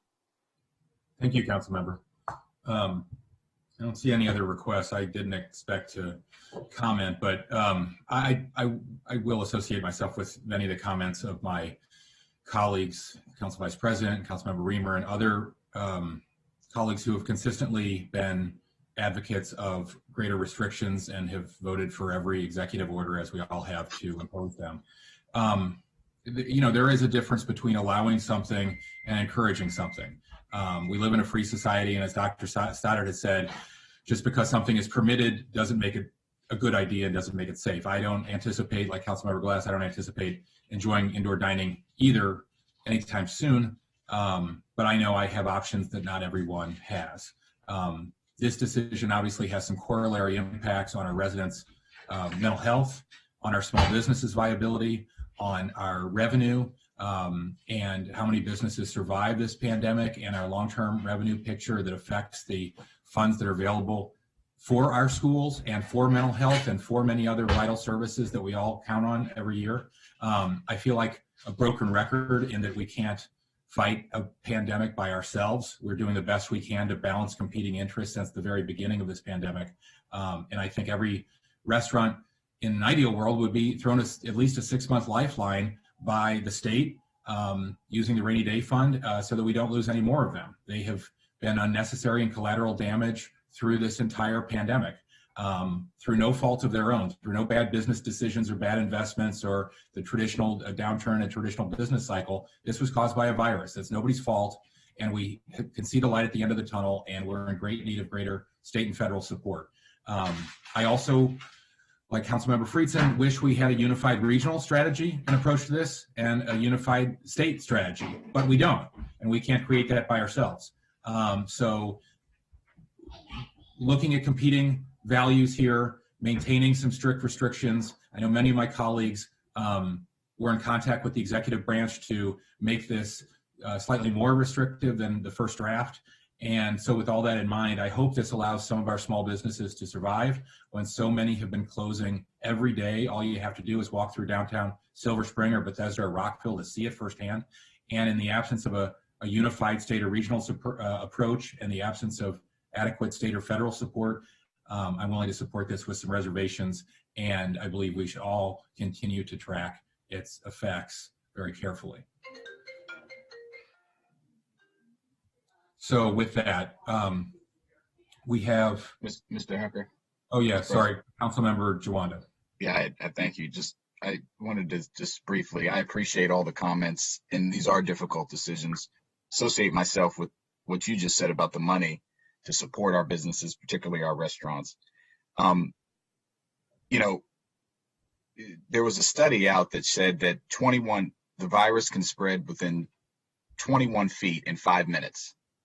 The new executive order allows 90 minutes of dining, and I know that's not enough for some people. So I've actually, even though we pushed the time period out, it's allowing 90 minutes. There's a study that said it can spread with masks off in a restaurant 21 feet or more in 5 minutes. The CDC study says of people who have COVID in the US are twice as likely to have visited an indoor dining establishment within the last 2 weeks prior to contracting COVID. Everyone here said, I think pretty much, none of us are going to do indoor dining. I just think we send the wrong signal by opening up on 7 a.m. on a holiday. Councilmember Reamer mentioned we shut down because of the holidays. We're doing this so that there can be holiday dining. We talk about the variants. Senator out of Georgetown said that governors and state and local officials who are opening indoor dining in light of these variants are heading in the wrong direction. I just think we're sending mixed messages. I don't mind being an outlier when we're trying to do everything we can in an unperfect situation. So I just had to say that. I understand we're all trying to do our best, but we just need to consider the safety of this. Thank you, Mr. President. Thank you. Okay, I don't see any other requests, and I have so many notes here. I think I erased the motions, but I think I remember Councilmember Katz moving and Councilmember Glass seconding. Is that correct? Yes. Great. All those in favor of this executive order, please raise your hand. That is Council Vice President Albornoz, Councilmember Reamer, Councilmember Katz, Councilmember Navarro, Councilmember Friedson, Councilmember Glass, and Council President Hucker, and all those opposed. Councilmember Rice, Councilmember Jawando. Great. So this executive order passes. Now the council can sit as the Board of Health. We will have an update on COVID-19 from Drs. Gale and Stoddard. I know we've taken a lot of Dr. Gale's time already this morning, and I know he has a hard stop in about 20 minutes, but they'll get as far as they can. I believe Dr. Stoddard could probably stay. Okay. Mr. President, you still have the Board of Health the resolution to approve Beg your pardon. Executive Order 1921 AM as a Board of Health regulation. And that's a roll call vote. Okay, thank you. Do we need a motion to approve it or just a roll call vote? We do need a motion. You need a motion, and then it's a roll call vote. Correct. I need a motion, please. Council Member Katz moves and Council Member Friedson seconds. Great. Can the clerk call the roll, please? Mr. Glass? Yes. Mr. Glass votes yes. Mr. Giwando? No.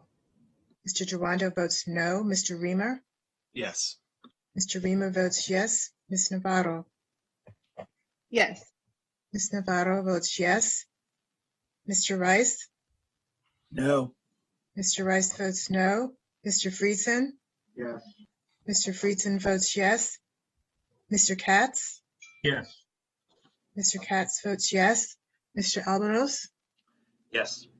Mr. Almanos votes yes. Mr. Hucker? Yes. Mr. Hucker votes yes. That passes as well. Okay, thank you, Mr. Drummer, for catching that. I think we can begin the briefing as on COVID-19 to the Board of Health. Dr. Gales, Dr. Stoddard, welcome. Thank you. Good, actually, it's good afternoon now. Good afternoon to you all. It's been a busy morning. I do apologize, but I do have to stop. I will attempt to go through, if it's possible, to share my screen to do the pulse report. Is that okay? All right, Yes, it is. give me 1 second. And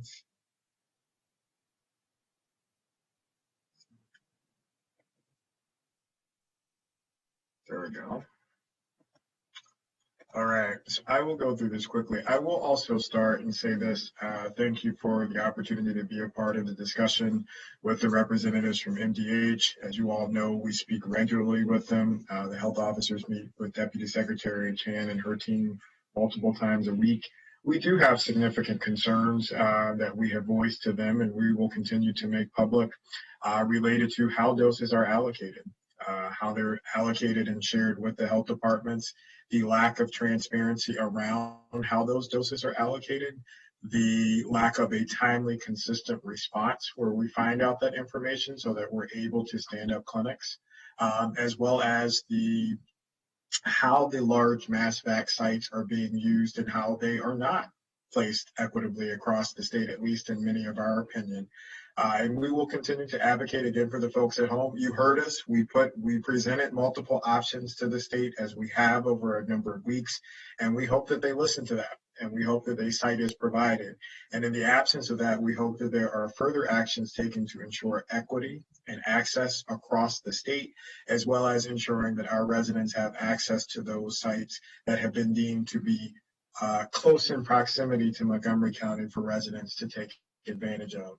So we'll continue to advocate for you at a local, regional, and a state level and continue to keep you all updated on those topics. So just go quickly through this. We have a breakdown. This is how the numbers look for the county in terms of first doses. The statewide average is 9. We're improving. We're at 8.2%, and we're starting to see an increase in the second shots administered, particularly those administered by the county. Again, we are prioritizing individuals over the age of 75. This breaks down the number of doses provided and the number of vaccines administered. On the left, on the right, again, is the percentage of population that has been vaccinated. Again, we were in lower single digits earlier. We're climbing. We're at 8.2%, and the state average is 9.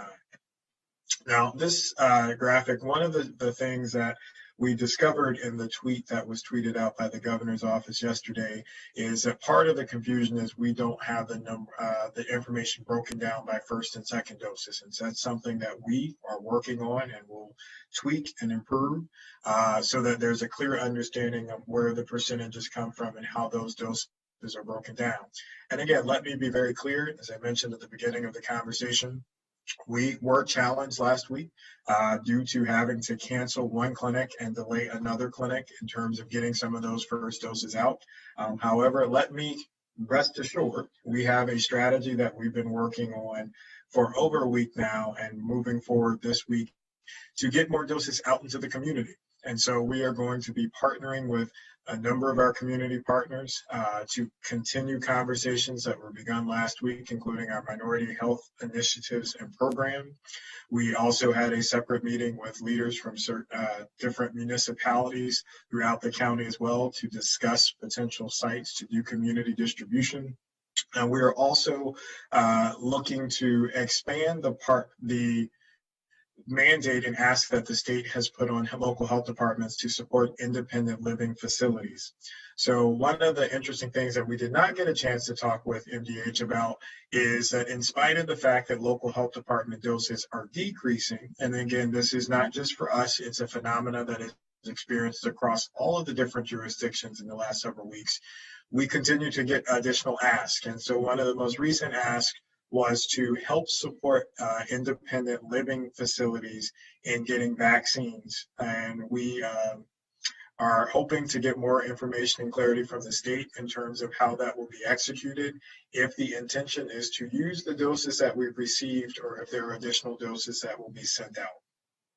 And again, just to emphasize, by the end of the week and the beginning of next week, when the state has their week from Tuesday to Tuesday, we will have administered any of the remaining doses that we have from this week and the allotment of doses that we will receive on later this evening.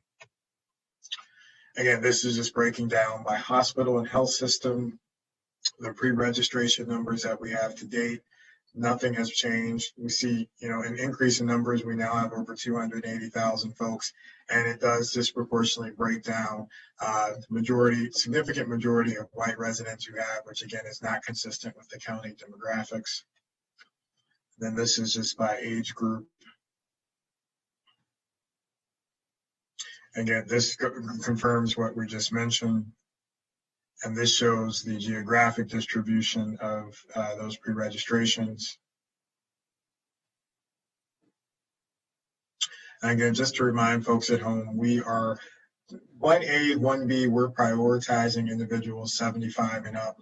And one of the other things that we discovered over the course of the week is that there are a couple challenges that remain.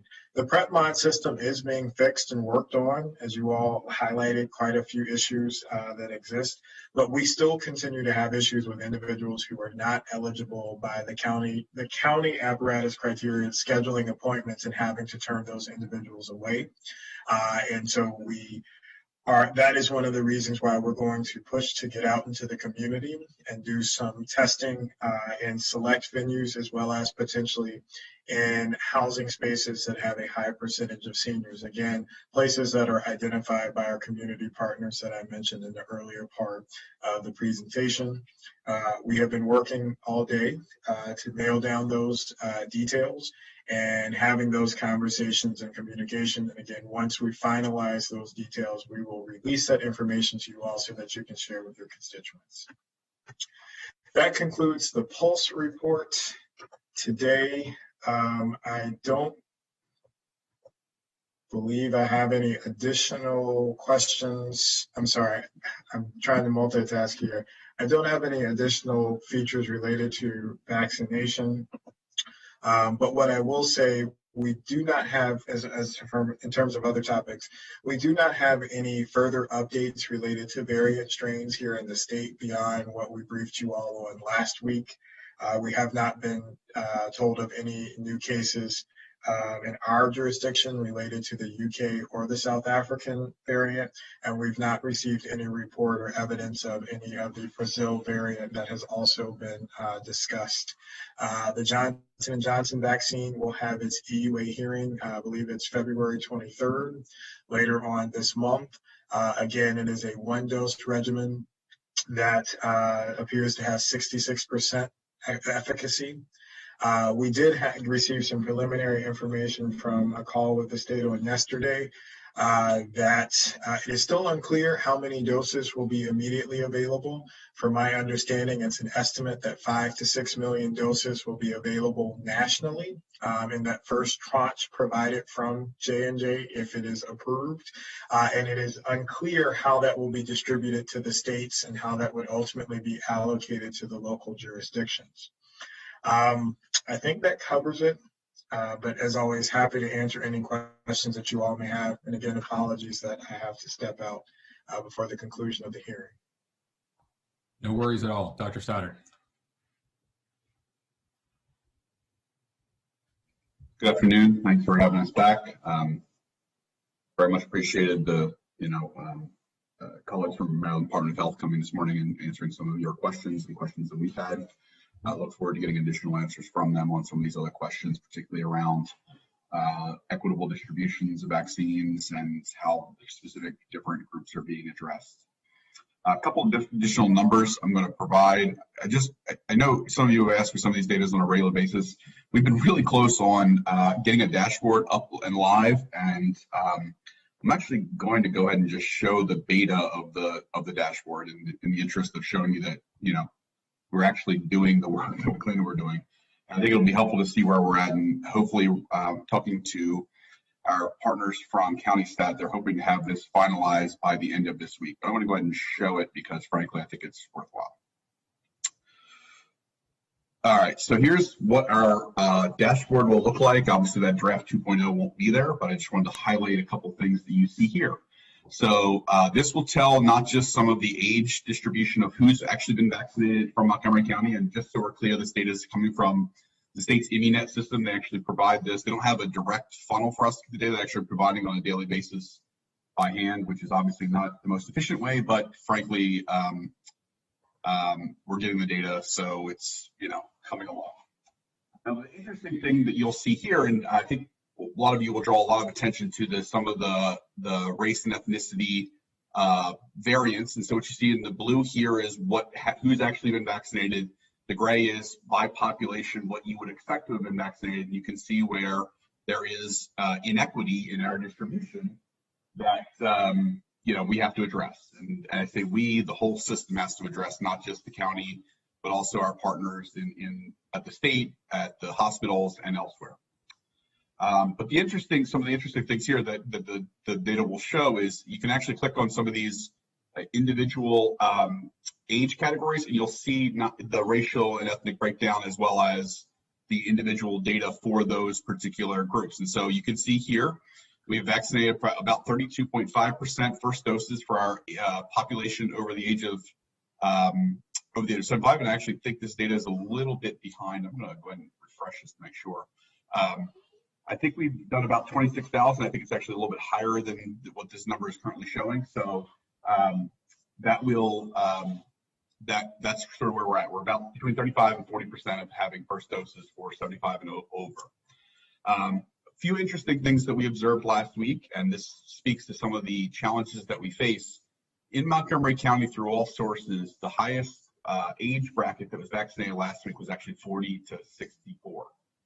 Obviously not our elderly population where we at the county level have been focused, meaning that the other sources, other county residents in other age groups have been very successful at getting in apparently to other venues, whether it be the Giants, the Safeways, the hospitals, the mass vaccination sites in Prince George's or the Baltimore City.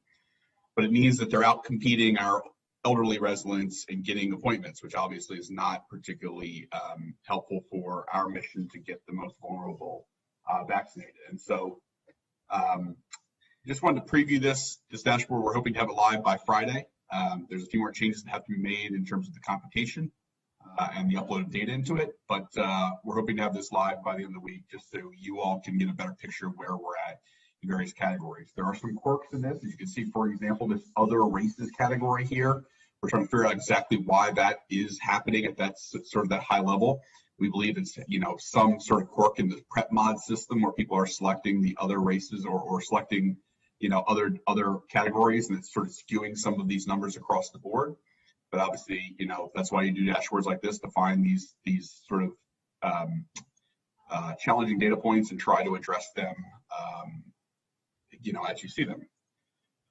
So obviously, we've been working pretty heavily as a county in partnership across the enterprise to look at various vaccination opportunities. Dr. Gales has talked a bit about those.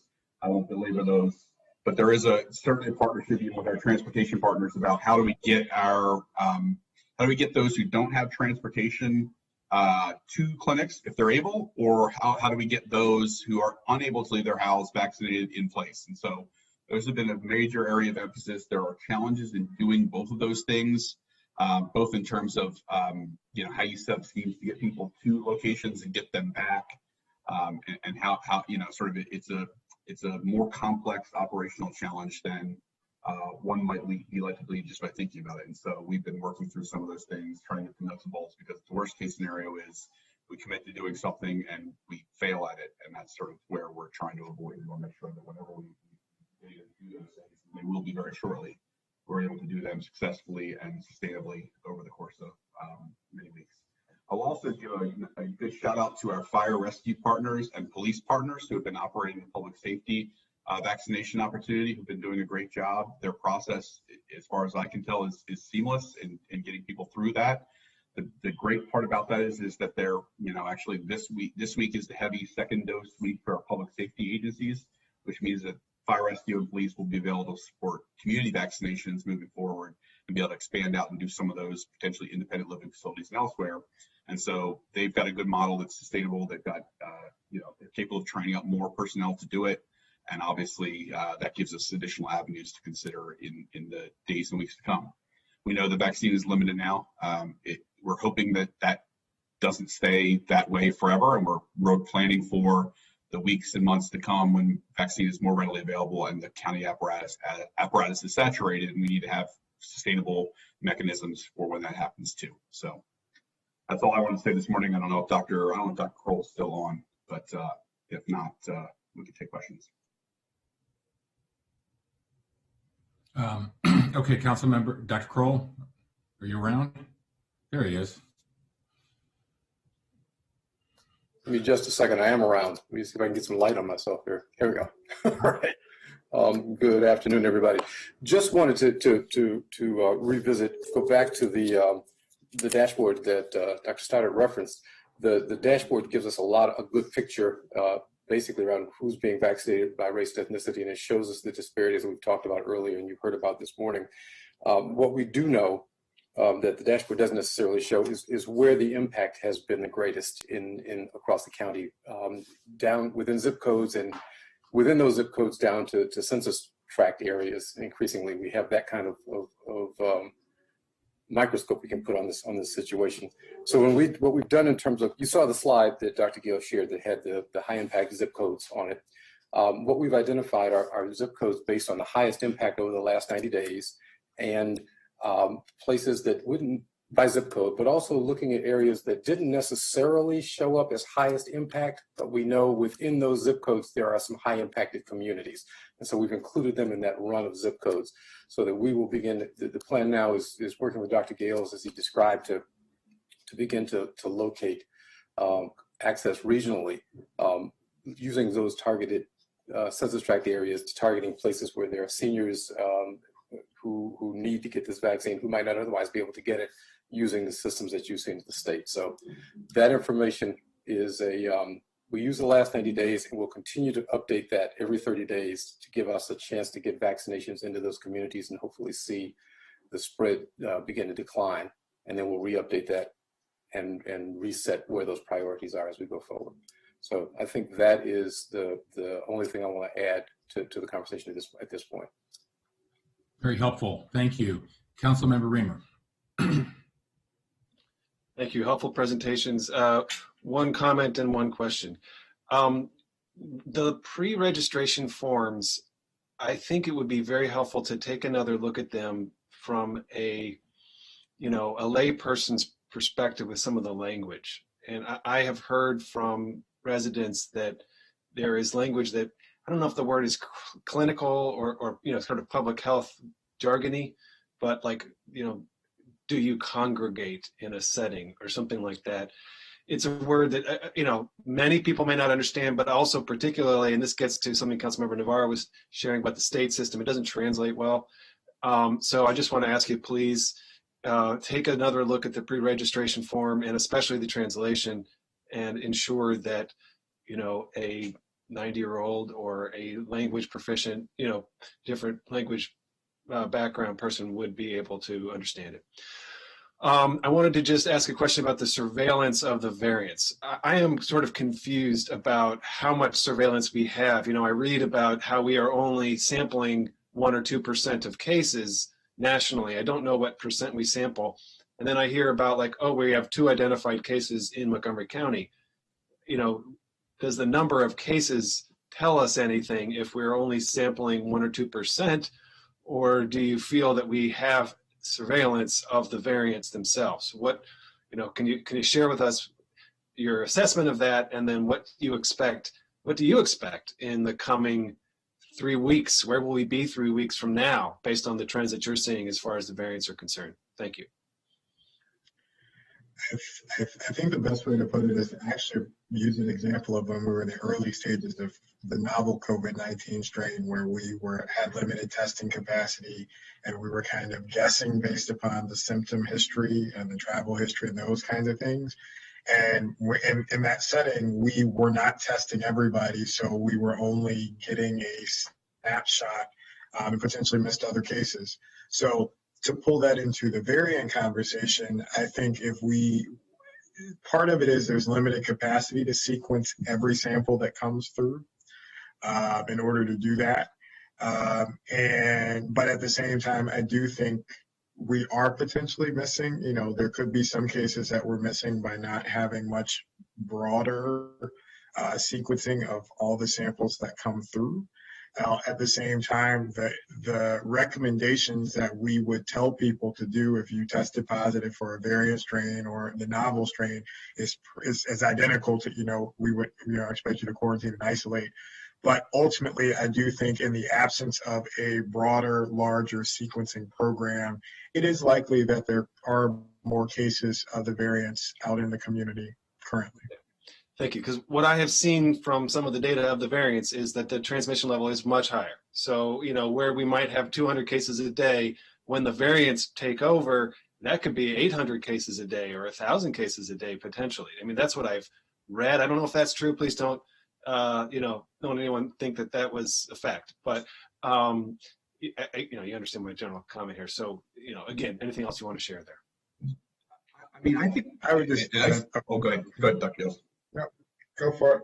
Yeah, I was going to say, you know, I think every public health expert that, you know, nationally that we can look at says these strains are going to take over. They have a fitness benefit from a competitive standpoint as a virus.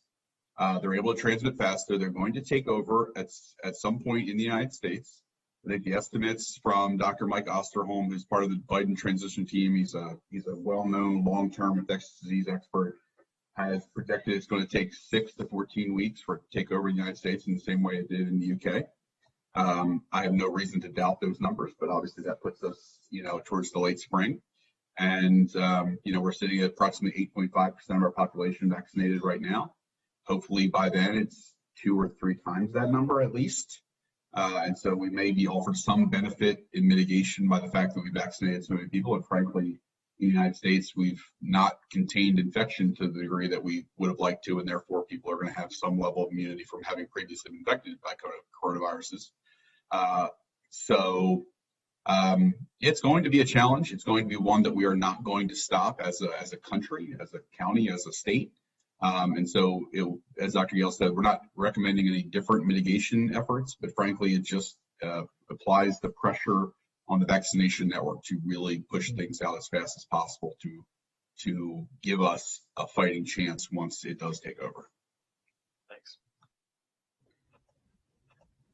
Thanks. Councilmember Friedson. Thank you. I unfortunately didn't get a chance to ask questions or speak earlier, but shared colleagues' concerns about inequities in the distribution, the confusion and inefficiency of the fragmented system that we have, and the need for more predictability, particularly for you who are here with us, who are doing this on the front lines, to be able to plan as a county. I did just have a couple of quick questions here, a few quick questions. The first is related to childcare. I know that the county has been focusing the 100 doses that are required for educators, focused specifically on prioritizing childcare programs serving special needs children. I just wanted to get an update on that and whether there's any expected expansion of that group from the 100 and how that's going. So yes, Councilmember Friesen, we did not receive a clarification from the state in terms of whether or not that is expected weekly. So we made the decision to do it weekly here. And so we've worked again with the Children, Youth, and Families team to identify folks. And so as it currently stands, we're doing 100 a week. With, as doses increase, we hope to be able to increase that allotment, but we are continuing it, and we'll continue to do it in the indefinite future. Appreciate that. I guess related to that, in terms of a broader plan for childcare providers, obviously that's a small subset with 100 doses. It's hard to to really expand that out. But if you had any, if there were any plans of what that is going to look like. I mean, this is a at-risk population that's serving students now. Something I know we're all concerned about and want to get them vaccinated as quickly as possible. And then related to that, the question of teachers, public school and non-public school teachers that Hopkins is handling, with their doses dropping significantly. They were at 8,775 doses as they were taking on our teachers. Like the health department, their doses have also dropped significantly, from that peak.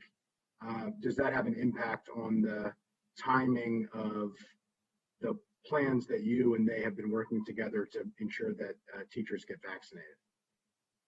Well, to the first question, ultimately, the long-term strategy for childcare workers is that as more doses come in and we're able to move from 1B to 1C, they would be included in that and would have broad access. And so the childcare workers would be able to access, again, the outside venues. The county apparatus continues to prioritize 75 and up, but, with an influx of doses, that allows us to move to be potentially in the near future, be able to offer some vaccines to those such as childcare workers, transportation workers, others who are deemed to be essential employees as part of that categorization.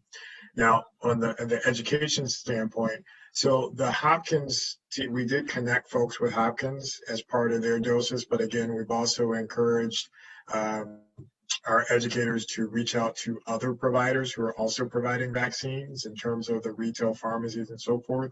We continue to, as I mentioned before last week, we did have one conversation with one of the pharmacies to talk about how they could partner with educators based upon a previous platform that they had in place.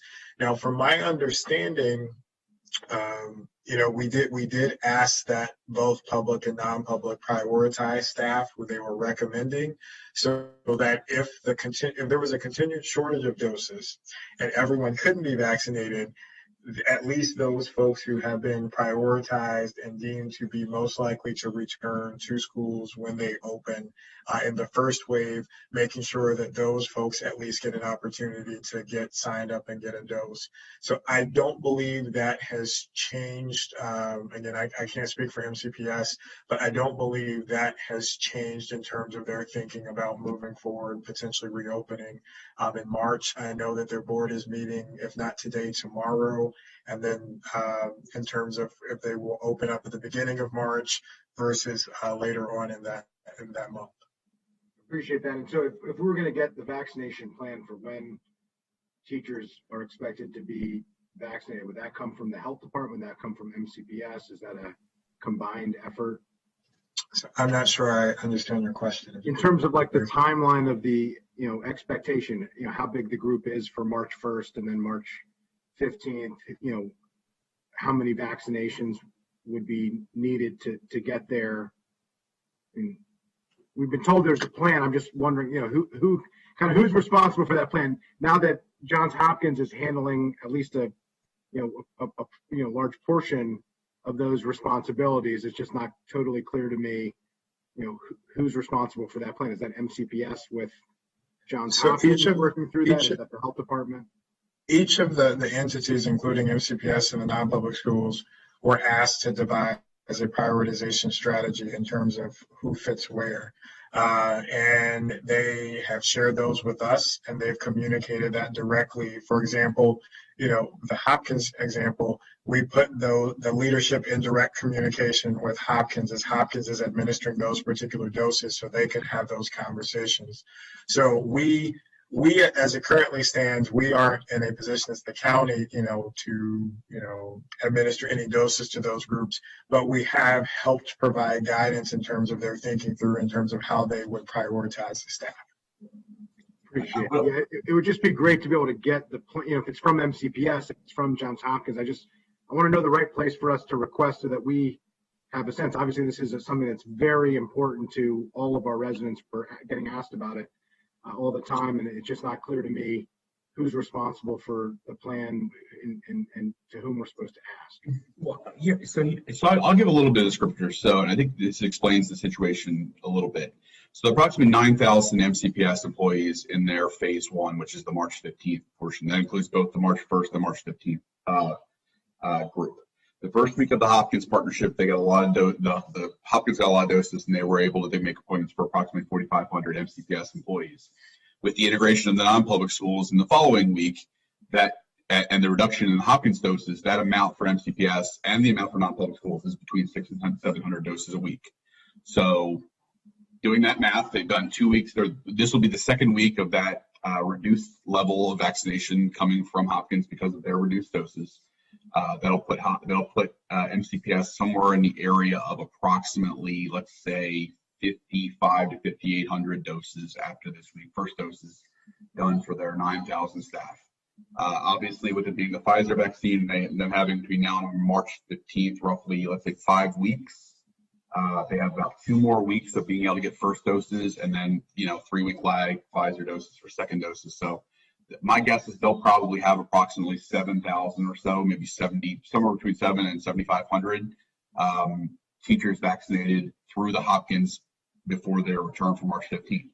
Now, to illustrate the complexity of the network that we're in, I factually know MCPS teachers have reached out and gotten appointments in these mass vaccination sites across the state, in Giants and Walgreens and in other locations. So there are names coming off the list, not through the Hopkins partnership, of teachers who are independently making their own appointments, which is totally fine, and getting vaccinated.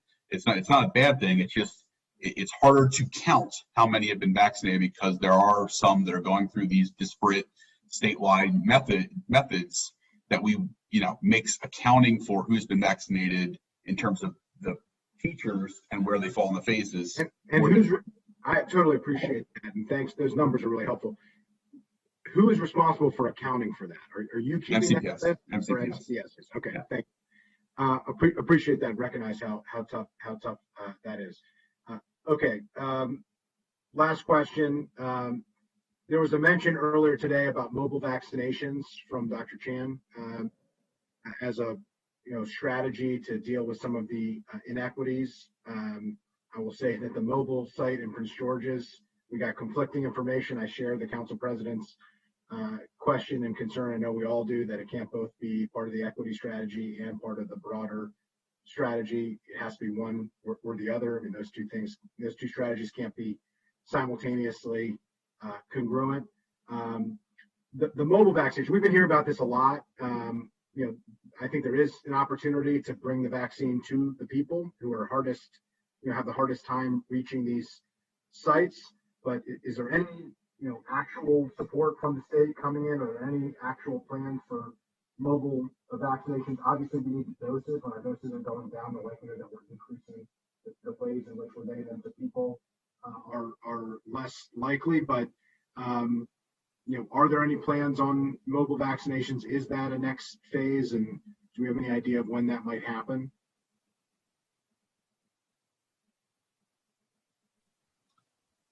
I don't know. I don't know if Dr. Gills is still on, but I can tell you from our conversations that I heard that with interest this morning, that they were talking about mobile vaccinations and making that available. We have not had any direct communication from them about when or how that's going to roll out.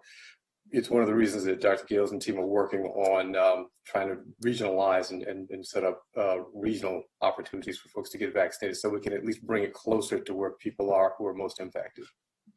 I appreciate it. Yeah, I think we all were, all of our interests were piqued. It's disappointing that that's part of the strategy, and yet you have not received any specific guidance or communication about that. We've heard quite a bit about that nationally and now statewide. And if we're going to move forward with it, then certainly they should be bringing you into the fold, because I assume that the health department is going to be the one that actually is tasked with deploying that. So hopefully that moves forward sooner rather than later. I hope you're right about the assumption about deployment.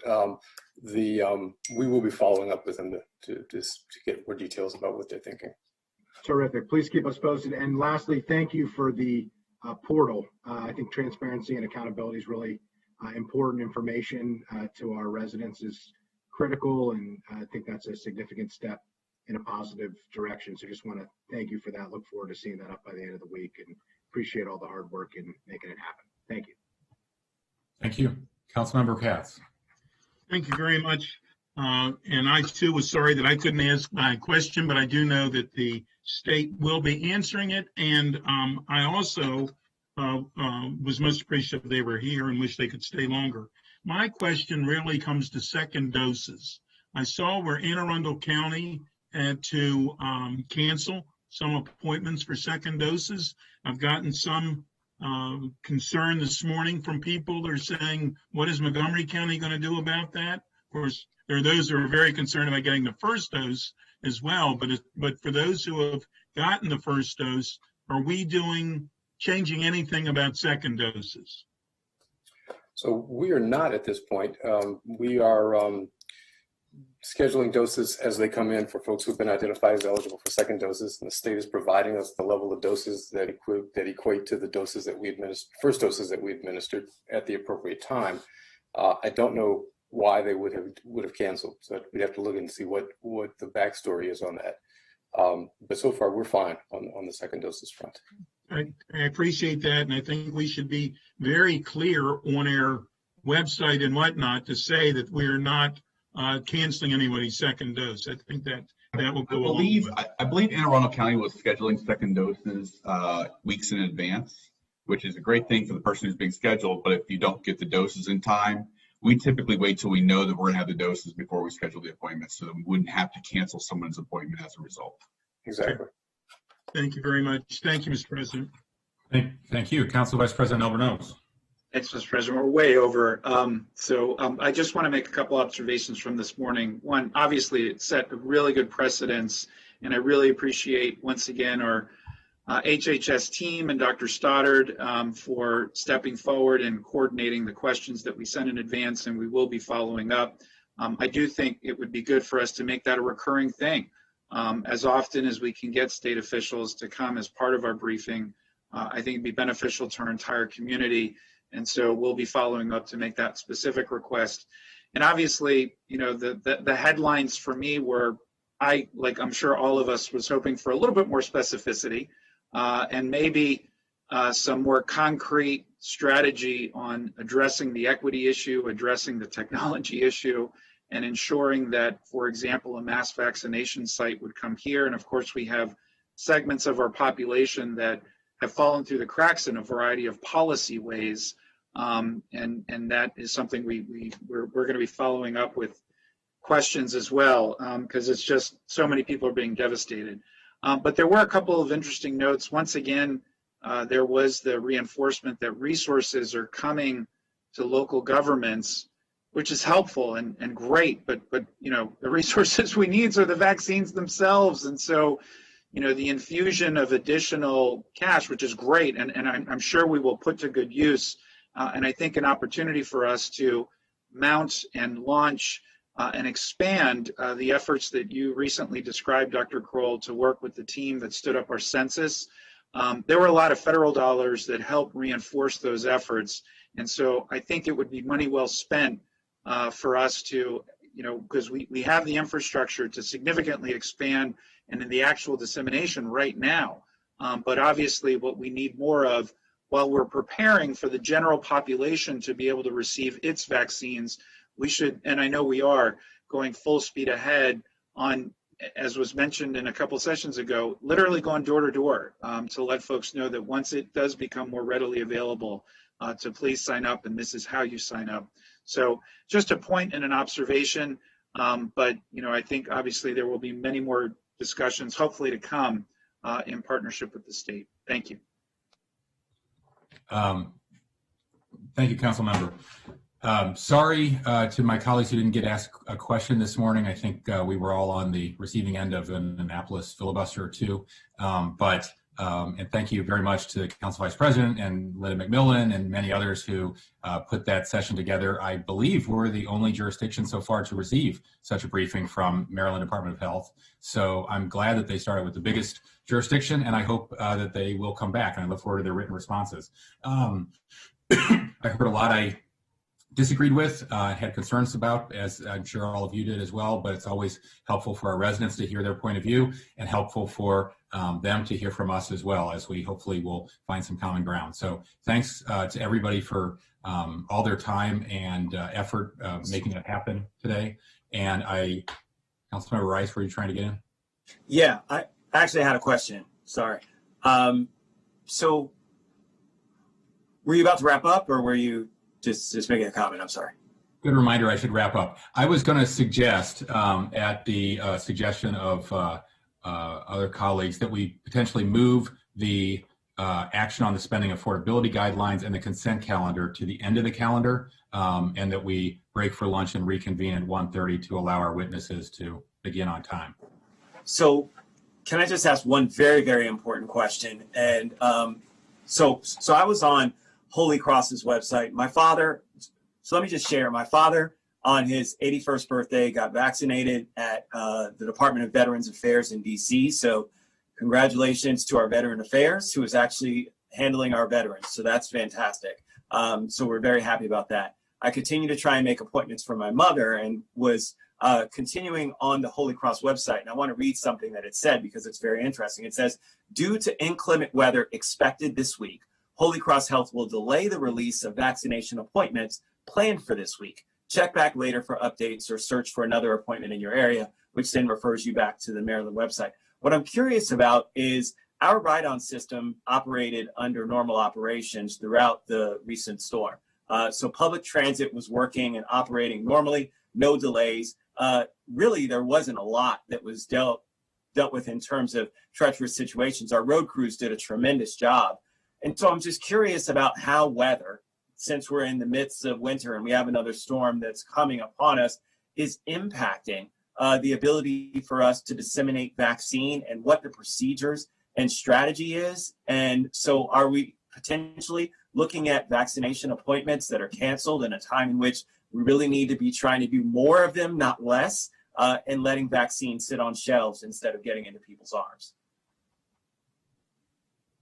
So I think some of that is a conversation that we've worked out with OEMHS and Public Health around vaccination cancellation policy. But we're tracking along with Earl's team what's happening with the weather and trying our best to stay open. We did close the Monday site primarily out of concern for safety to those folks who were 75 and older, who might have increased risks associated with trying to move around in inclement weather. We then subsequently will obviously work to reschedule folks as quickly as possible to get them back in the queue. I think we are watching. I've been talking with Earl about, texting with Earl about the storm that's approaching, to try to stay on top of how severe it's going to be, so we can make a decision about whether or not we need to cancel and reschedule an appointment. Can you also just keep us posted as to how many of those vaccinations then are therefore sitting on shelves, and a number of appointments that aren't happening? Because again, all that does is push back the queue. And so it's really important for us to understand and know that, because, when Councilmember Friedson, rightfully so, is talking about what the projected timeline is, obviously, when you close for a day or two or three, it certainly has huge impacts in terms of the ability and whether or not those people are able to reschedule for that particular time.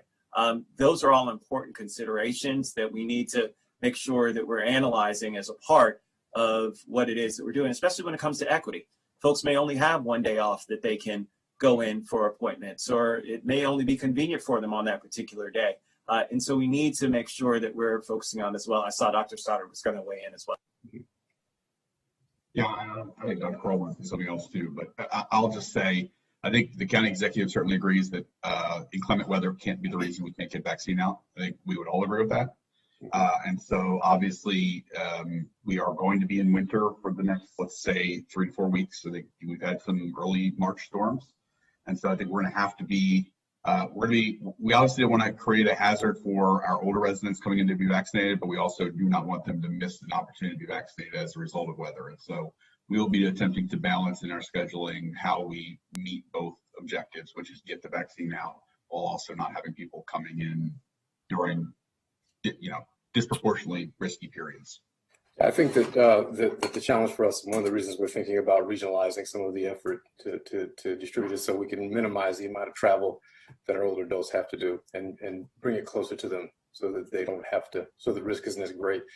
The continuing vaccination isn't a function of inclemency for being able to set up a site and staff a site. It is much more getting folks to that site and getting them safely vaccinated and safely home again. So the idea is to keep us going and to stay steady on going throughout the rest of this winter.